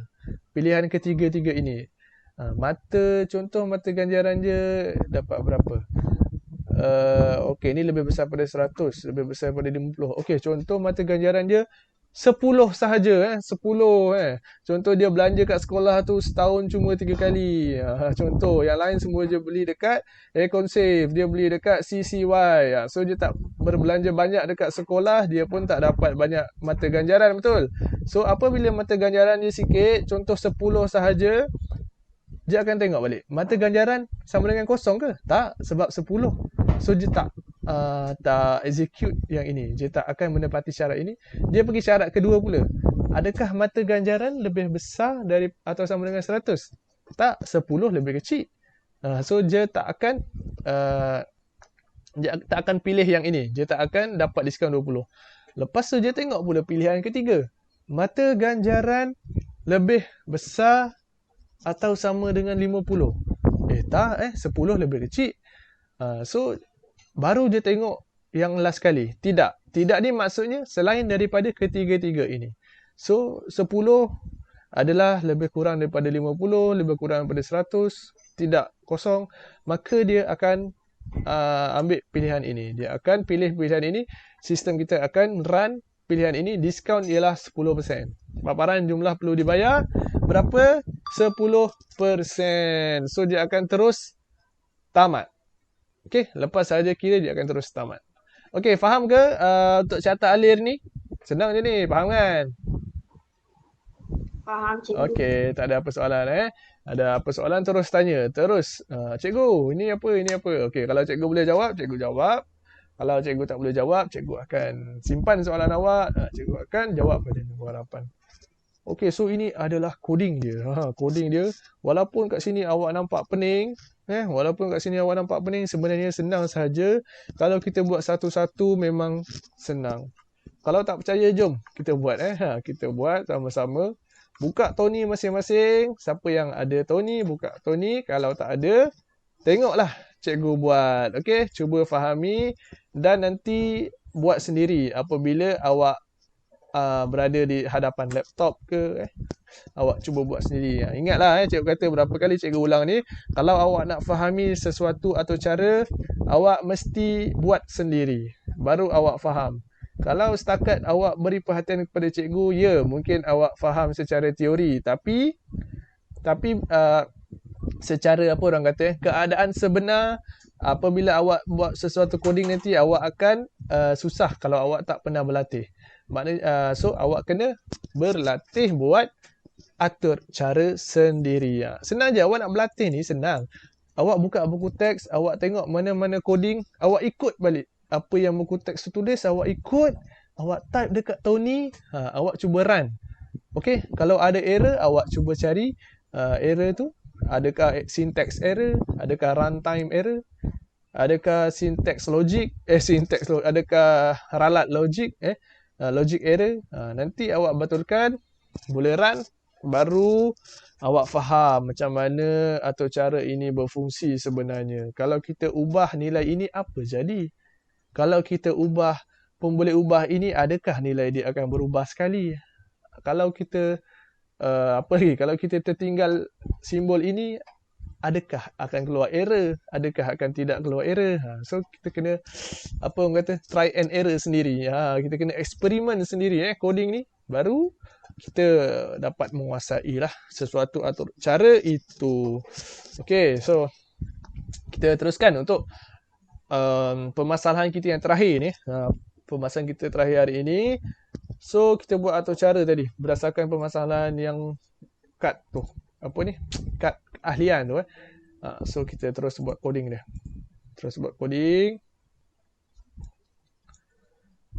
Okay, so kita tulis balik maklumat yang dia masukkan. Okay, ingat balik kalau cikgu tulis, cikgu guna simbol hashtag ni atau simbol pagar ni, dan cikgu tulis nama saya Haris. Okay, adakah akan keluar error? Adakah software kita akan keluar error? Adakah Tony akan keluar error? Siapa tahu? Tidak, cikgu. Tidak kan? Okay, sebab apa? Sebab apa tidak? Seperti rumusan, cikgu. Yes, betul. Okay, betul. Okay, seperti rumusan, bagus. Sebab simbol ini sebenarnya fungsi dia komen. Komen maksudnya komen Komen maknanya kalau kita buat sesuatu atur cara, contoh kita buat satu atur cara yang panjang berjela-jela page-nya 10 muka surat contoh. 10 muka surat tu kalau kita tak letak komen ni, kita tak letak nota, kita tulis ini adalah untuk mengira apa-apa-apa. Ini adalah untuk mengira apa-apa-apa. Nanti awak akan pening sendiri tau. Sebab 10 muka surat tu memang sangat banyak coding-coding, perkataan-perkataan yang orang kata pening lah. So kalau nak tak pening, awak kena buat nota lah, nota ringkas ataupun komen ringkas. Contoh, ini adalah coding ini adalah untuk mengira berat apa ke pengguna ke.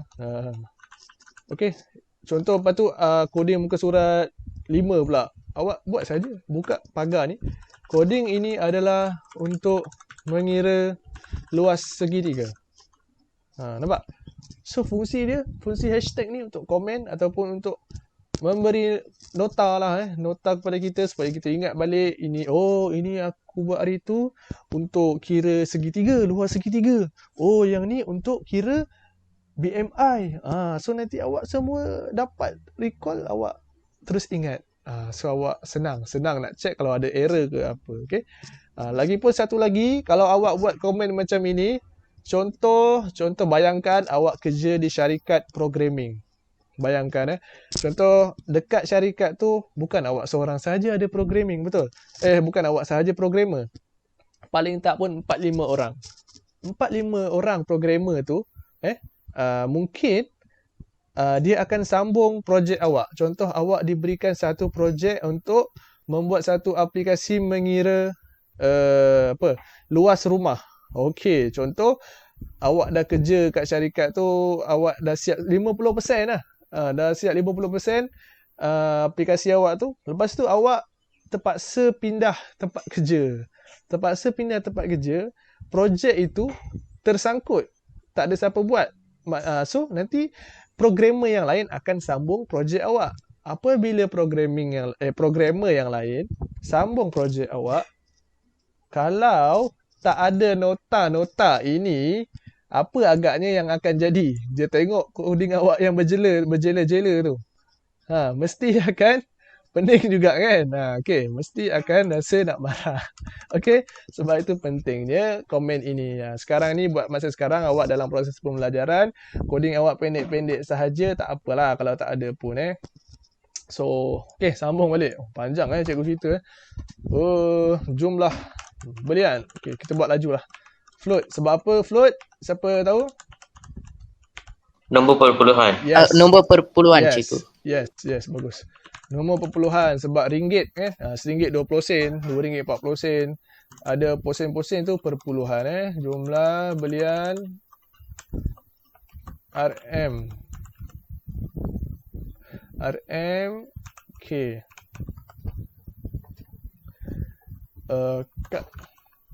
Sekarang kita akan declare satu nama pemboleh ubah jumlah belian.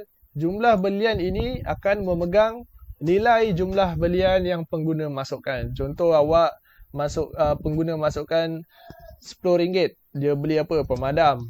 Dia beli pembaris. Pembaris 6 biji. Pemadam 8 biji. Cikgu tak tahu kenapa dia beli banyak. Itu mungkin dia jual kat kawan-kawan yang lain. Dropship ke apa, okey. Dia beli buku 3 biji. So total RM10. So ini nilai semua tu akan dipegang dalam pemboleh ubah ini. Jumlah belian. So pemboleh ubah yang kedua, cikgu nak buat input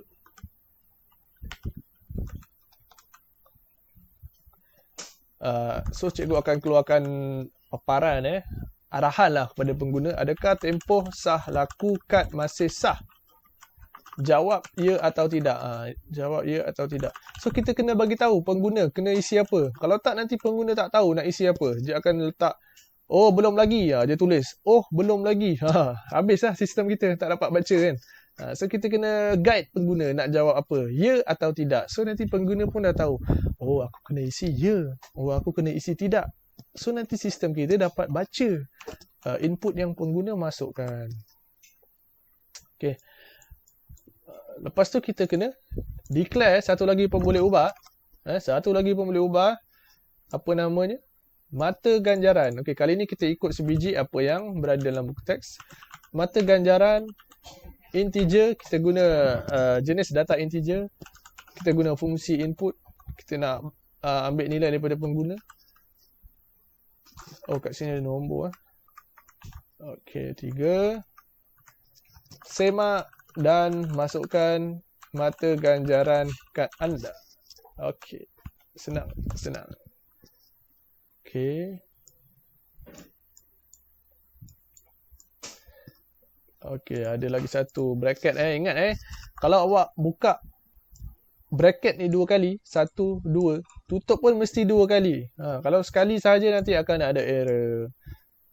Ingat tiap kali awak buka sesuatu fungsi ke, sesuatu apa ke, awak mesti tutup dengan nilai yang sama. So kat sini tentukan, okey, cikgu buat nota, tentukan tempoh sah laku kad. So nanti awak tahu kod kat bawah dia ni akan kira tempoh sah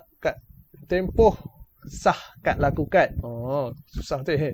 Okey, if kad sama dengan ya, jika kad ni ya ataupun jika pengguna masukkan ya, dia akan execute yang bawah ni.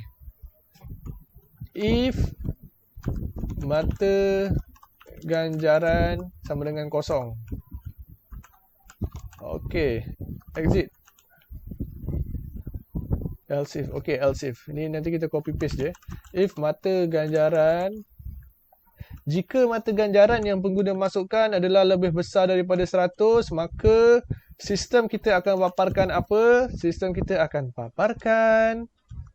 paparkan diskaun ialah 20%. Okey, diskaun ialah 20%. So, sistem kita pun akan kira lah 20% daripada jumlah belian tu berapa ringgit. So, berapa pengguna perlu bayar lepas tolak diskaun. So, bayar sama dengan jumlah belian darab dengan 0.8. 0.8. Sebab apa? Sebab 20% ni 80% ni adalah harga selepas tolak diskaun 20%. So 0.2 diskaun, 0.8 lah dia kena bayar. Dia akan print jumlah yang perlu perlu dibayar ialah RM round bayar 2. Okey, fungsi round ni sebenarnya kita nak round off kan nombor kita kepada berapa perpuluhan? 2 perpuluhan. Kalau kat sini kita tulis 3, sistem akan kira 3 perpuluhan. So kita nak pakai 2 sahaja. So kita copy saja, kita copy balik yang elif ni. Sekarang ni kita dah ada pilihan mata ganjaran lebih daripada 100. Sekarang kita buat pilihan kedua, kita paste. Senang je paste. Kita mata ganjaran kedua apa? Lebih besar daripada 50. So kalau lebih besar daripada 50, dia dapat 15% diskaun. 15% diskaun maknanya dia perlu bayar 85%, betul? 85% adalah 0.85 kalau kita kira dalam atur cara. So ini kita biarkan sebab dia masih lagi dalam 2 perpuluhan. Kita buat pilihan ketiga pula. Pilihan ketiga adalah lebih Cikgu. Elif mata ganjaran lebih besar atau sama dengan 100 bawah cikgu. Tak ada speech mark cikgu. Oh, tak ada speech mark yang ni Okey, bagus. Belum run lagi dah tahu error mana awak memang future programmer. Future programmer. Ya. Cikgu, bawah pun ada cikgu, bawah pun. Oh, okey, bagus. Ini warna hijau pun. Ini sekali. Okey, bagus Okey, bagus. Sekarang kita ada ramai programmer kat kelas kita Okey, so sama boleh. Okey, bagus. Bayar 2. Sekarang kita dah ada 1 2 3. So yang ketiga ini berapa persen? Dia dapat 10% sahaja. So 10% dia kena bayar 90%. Betul, 90% adalah sama dengan 0.9. Okey, lepas tu kita buat satu lagi pilihan, else. Ingat, else ni adalah yang terakhir. Pilihan terakhir maknanya nilai dia tidak menepati ketiga-tiga pilihan ini. Dia bukannya lebih besar daripada 100. Dia bukannya lebih besar sama dengan 50. Dia juga bukan lebih kecil daripada 50. Dia bukan lebih kecil daripada 50. Okey, so dia akan keluarkan apa? Sila masukkan maknanya kalau dia tak menepati, mungkin pengguna kita masukkan masukkan perkataan lain lah. Contoh perkataan kucing, perkataan rumah. Dia tak menepati nombor ni. Kat sini dia nak tengok nombor tapi kita letak perkataan. So apabila terjadinya perkara itu, maka sistem akan keluar apa? Sila semak dan masukkan mata ganjaran kad anda dengan betul. So kita bagi tahu dekat pengguna ni, awak ni dah salah masukkan ni. Awak kena masukkan nilai yang betul. So nanti pengguna pun akan ulang balik sistem, dia akan masukkan nilai yang betul. Okey. So sambung ni. Elif kad. Okey, yang ketiga ini adalah jika kad tidak sah. Jika kad tidak sah, jika pengguna masukkan perkataan tidak, sistem akan terus exit exit else. Okey, else ni print tempoh sah laku kad tidak dapat tentukan. Maknanya kat sini pengguna masukkan perkataan lain selain ya atau tidak. Contoh tadi pengguna masukkan perkataan kucing. So nanti sistem akan keluar apa? Print tempoh sah laku kad tidak dapat ditentukan. Yalah, kalau dah masukkan kucing, apa benda yang nak ditengok kan? Okey, ada apa-apa error tak? Kita cubalah dulu kan. Cikgu. Ya, ada. Sebelah S tak ada titik bertindih cikgu. Oh, sini. Kena ada. Okey. Betul bagus. Kita cuba run. Okey. Kita save dahulu. Save as latihan 2 and then Cikgu nak run. Okey tak ada apa-apa Oh, sini. Okey, kalau awak lepas buat coding panjang-panjang kan, lepas awak run kan, tak ada error kan. Kepuasan dia memang puas lah memang puas terus dapat run. Okey, sebab tak ada apa-apa error, kita rasa wow. Okey, kita sambung. Masukkan jumlah belian, contoh 50. And then sistem akan tanya pula, adakah tempoh sah lakukan masih sah? Jawab ya atau tidak. Okey, sekarang ni cikgu nak letak kucing kucing, cikgu tulis kucing. Semak dan mata kad ganjaran anda, cikgu letak kucing juga. Okey. So, dekat sini okey, kat sini input 3 semak macam ada runtime error kucing value error. Okey, gitu. Adakah ini runtime error ataupun error apa? Mata ganjaran. Okey, sebab dekat sini kita pakai data type integer. Tapi Ya, kita cikgu. masuk Dalam nombor, cikgu. yes, betul Tapi kita masuk kucing. Kucing nombor ke? Bukan kan? So kita Bukan kena, cikgu. STR. Yes, betul STR. Okey, bagus. So kita akan run semula Kita akan run semula. Kita cuba buat yang betul-betul pula Masukkan jumlah balian RM50. 100 lah senang kira. 100. Adakah tempoh sah lakukan masih sah? Ya atau tidak? Ya, kita jawab ya. Semak dan masukkan mata ganjaran kad anda. Okey, sebenarnya kalau nak cantikkan lagi kan, ni macam rapat kan. Cikgu nak jarakkan dekat sini. Cikgu letak titik 2 bertindih, cikgu selangkan. So nanti dalam ni dia akan selang lah. Dia akan ada titik 2 bertindih, dia akan selang. So nampak cantik sikit lah kita punya output. Run balik. Okey, masukkan jumlah belian 100. Okey, kat sini nampak. Baru nampak kemas. Dia ada titik 2 bertindih, dia ada jarak. Okey, ingat kita boleh ubah saja dekat dalam ni dalam speech mark. Okey, awak kata speech mark tadi kan. Speech mark.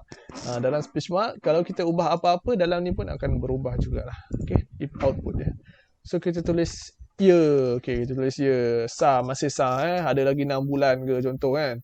Semak dan masukkan mata ganjaran kad anda. Sekarang ni contoh cikgu jarang beli dekat koperasi kan. Cikgu beli dekat CCY. So cikgu pun dapat sikit sajalah mata ganjaran. Contoh ada 10 saja mata ganjaran cikgu.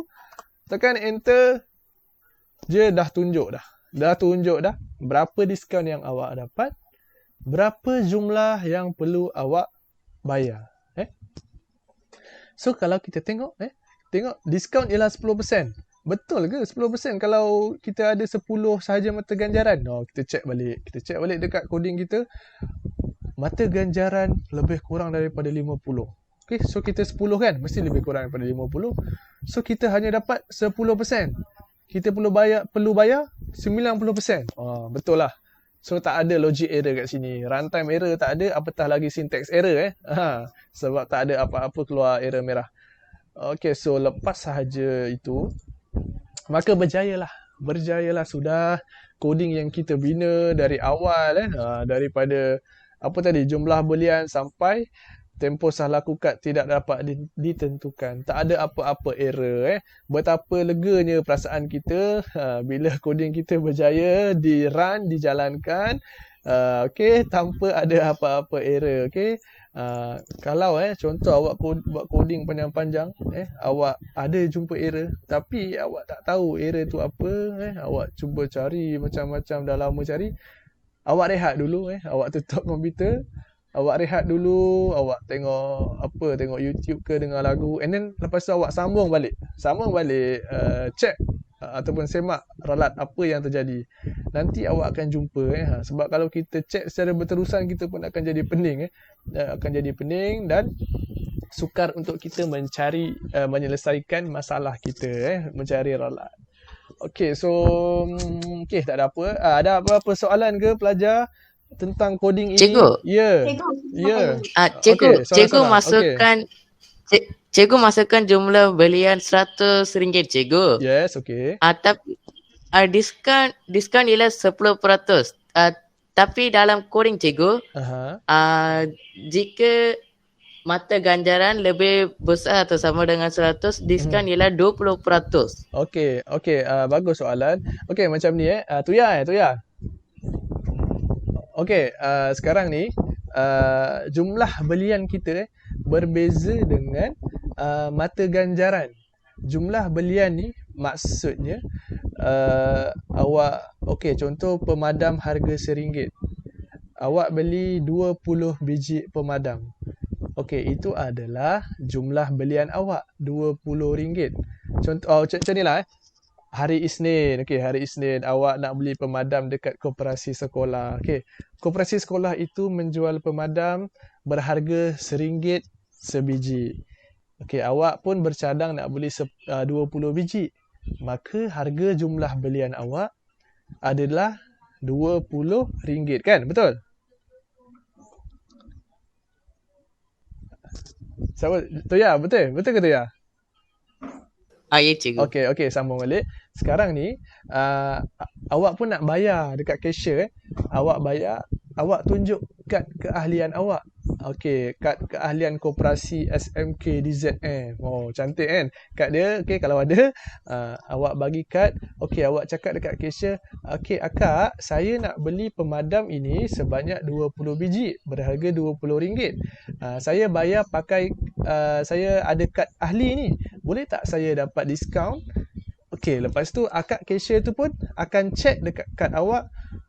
Okey, boleh saya check dahulu berapa diskaun yang awak layak dapat berdasarkan mata ganjaran yang awak ada dalam kad keahlian awak. Contoh awak dekat dalam kad awak tu memang ada 10 mata ganjaran sahaja. Maka akak cashier tadi masuk dekat sistem, okey, adik, awak layak dapat 10% sahaja. Sebab apa? Sebab mata ganjaran awak di bawah 50. Okey, kalau kita tengok balik, mata ganjaran di bawah 50, betul? Awak ada 10 mata ganjaran, maka awak hanya layak dapat 10% sahaja, dik. So, awak perlu bayar lagi 90%. Okey, awak kena faham, mata ganjaran ini adalah mata ganjaran yang awak dah ada siap-siap dalam kad awak. Bukan yang time awak bayar tu baru awak dapat mata ganjaran. Dia mata ganjaran ni yang dah ada lah, yang sebelum ni awak dapat. Okey, faham ke tu ya? Faham cikgu. Okey, faham. Okey, bagus So macam tu. Okey, siapa tadi? Prevent nak tanya soalan? Ya cikgu. Ya, Prevent. Cikgu, yang last kali cikgu Yes. nyata exit kan cikgu, Alif kan tidak, yang tu. Yes. Exit. Mhm. Kalau kita semasa output cikgu, kita tulis tidak, terus akan paparkan apa cikgu kalau kita nyatakan tidak. Okey, kita try. Kita try. So, masukkan contoh 100. Adakah tempoh tidak awak nak masuk tidak? Okey, kita tengok apa akan jadi. Semakannya 10. Okey, contoh 10. Tak akan keluar apa-apa sebab dia terus exit. Okey, tengok kalau ada perkataan exit, maknanya sistem akan terus tutup. Terus tutup. Contoh kalau awak letak ayat kat sini, print, maaf, sistem tidak dapat mengira. Okey, so sekarang Cikgu Ran, jumlah belian 100 tidak 10. Nampak? Dia akan paparkan maaf sistem tidak dapat mengira. Sebab kita dah tulis kat sini. Dekat bawah tidak ni, kalau kad dia tidak sah, dia akan print maaf sistem tidak dapat mengira dan akan terus exit. Exit ni maknanya close. Okey, faham Privat? Faham cikgu. Okey, baik. Okey, ada pelajar lain ada apa-apa soalan? Yang cikgu, yang else tu ni untuk kalau kita tulis selain daripada tidak tu kan Yes, cikgu. yes. Okay. Yes, betul Privat. Yes. Okey, so ada lain? Ada apa-apa soalan lagi? Siapa ni? Ramai ni dalam ni. Ada Kishore, ada Darshini, ada Alia, ada Rameshwari. Mana ni? Tak ada apa-apa soalan. Okey, kalau tak ada, cikgu anggap awak semua faham lah. Okey, kalau ada apa-apa soalan nanti tanya je cikgu, tak apa. Cikgu boleh jawab. Okey. Okey, sekarang pun dah 11.25. Kita habis balik. Okey, kita pun sekarang berada dalam penghujung kelas Penghujung kelas, cikgu nak tutup ni. Sebelum cikgu tutup, boleh tak seorang tuntaskan, rumuskan apa yang kita belajar hari ni? Apa yang awak dapat? Okey, ada?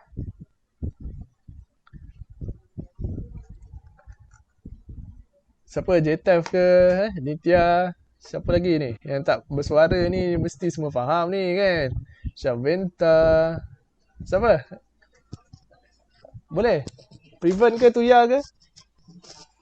Cikgu. Boleh rumuskanlah pelajaran kita hari ini. Hari ni kita baca tentang IPO, cikgu. IPO input process output, cikgu, untuk menyelesaikan sesuatu masalah. Selepas kita mengenal pasti IPO, kita kena tulis algoritma, cikgu, sebagai sebelum kita buat kod arahan. Selepas itu membuat algoritma, kita juga haruslah membuat carta alih dan pseudocode, cikgu. Pseudocode maksud yang kod yang tidak sah, cikgu. Okey. Selepas buat ini semua, langkah seterusnya adalah kita dapat buat kod arahan, cikgu. Okey, bagus Priven. Okey, betul lah Priven kata tadi. So hari ni kita belajar apa? Kita semak balik secara laju-laju ni. Laju-laju supaya awak dapat ni lah, ingat. So hari ni kita belajar apa? Kita belajar apa itu struktur kawalan bagai pilihan dalam penyelesaian masalah. Macam mana kita nak selesaikan masalah? Kita guna IPO, kita tulis algoritma, kita tulis lukis carta alir, dan kita tulis pseudocode, dan kita akhir sekali kita buat coding kita lah atau cara kita. Okey. Kita tadi telah berjaya menyelesaikan 2 masalah banyak 2 masalah ni dalam sehari. Okey, tahniah semua. Okey, kita selesaikan masalah siapa ni? Doktor tadi kan. Doktor nak kira kalori intake. Okey, masalah kedua kita nak kira apa tadi? Kita nak kira berapa diskaun yang pelajar dapat kalau pelajar ada amount mata ganjaran ada jumlah mata ganjaran yang tertentu. Contoh 50 dapat berapa, 20 mata ganjaran dapat berapa. Okey. Kalau tak ada apa-apa soalan lain lagi, cikgu akan bagi latihan ini. Okey, nanti awak akan buat latihan ini dekat Google Form yang akan cikgu bagi. Siapa yang dah buat bagus, boleh buat sekali lagi sebagai refreshment sebagai orang kata ulang kaji kepada awak supaya awak lebih menguasai topik kita pada hari ini. Boleh? Nanti cikgu bagi link cikgu bagi link Google Form dalam. Boleh, cikgu. Okey, bagus. Bagus semua. Okey. Pandai-pandai semua ni. Okey, so kalau tak ada apa-apa, kita tangguh dahulu kelas kita pada hari ini. Sekian saja. Terima kasih semua. Cikgu ucapkan terima kasih sekali lagi lah sebab sudi hadir ke kelas cikgu. Cikgu tahu susah, memang susah kita nak join kelas cikgu kan. Bukan kelas cikgu je, mungkin cikgu lain pun memang susah sebab kita banyak halangan. Cikgu faham, dekat rumah kita banyak halangan. Contoh line internet problem. Contoh kita berkongsi perkakasan dengan adik-beradik kita. Okey, tak apa, cikgu faham. Yang tak hadir hari ni, okey, cikgu akan bagi latihan. Cikgu akan minta mereka buat jugalah supaya kita dapat sama-sama input yang cikgu berkongsi pada hari ini. Okey, sekian sajalah daripada cikgu. Terima kasih. Boleh keluar semua. Terima kasih, cikgu. Okey, sama. Terima kasih, cikgu. Terima kasih, cikgu. Sama-sama.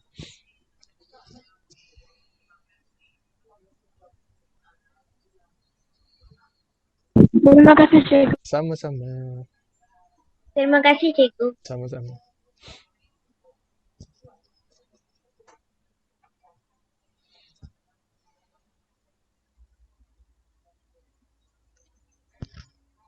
Harshini ada ke tau? Harshini. Ini mesti tengah buat kopi ni.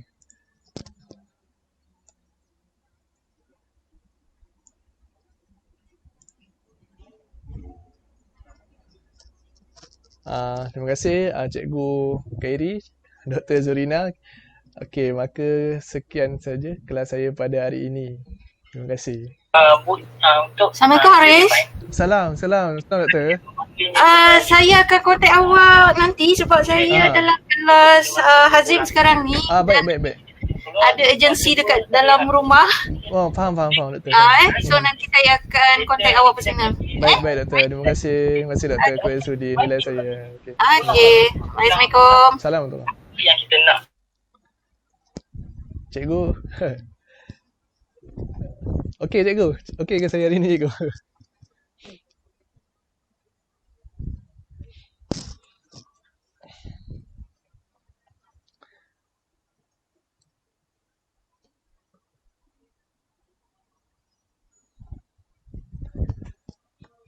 Saya tutup dulu cikgu Nanti kalau ada apa-apa kita WhatsApp, mungkin cikgu tengah buat kerja lain. Okey, tak apa.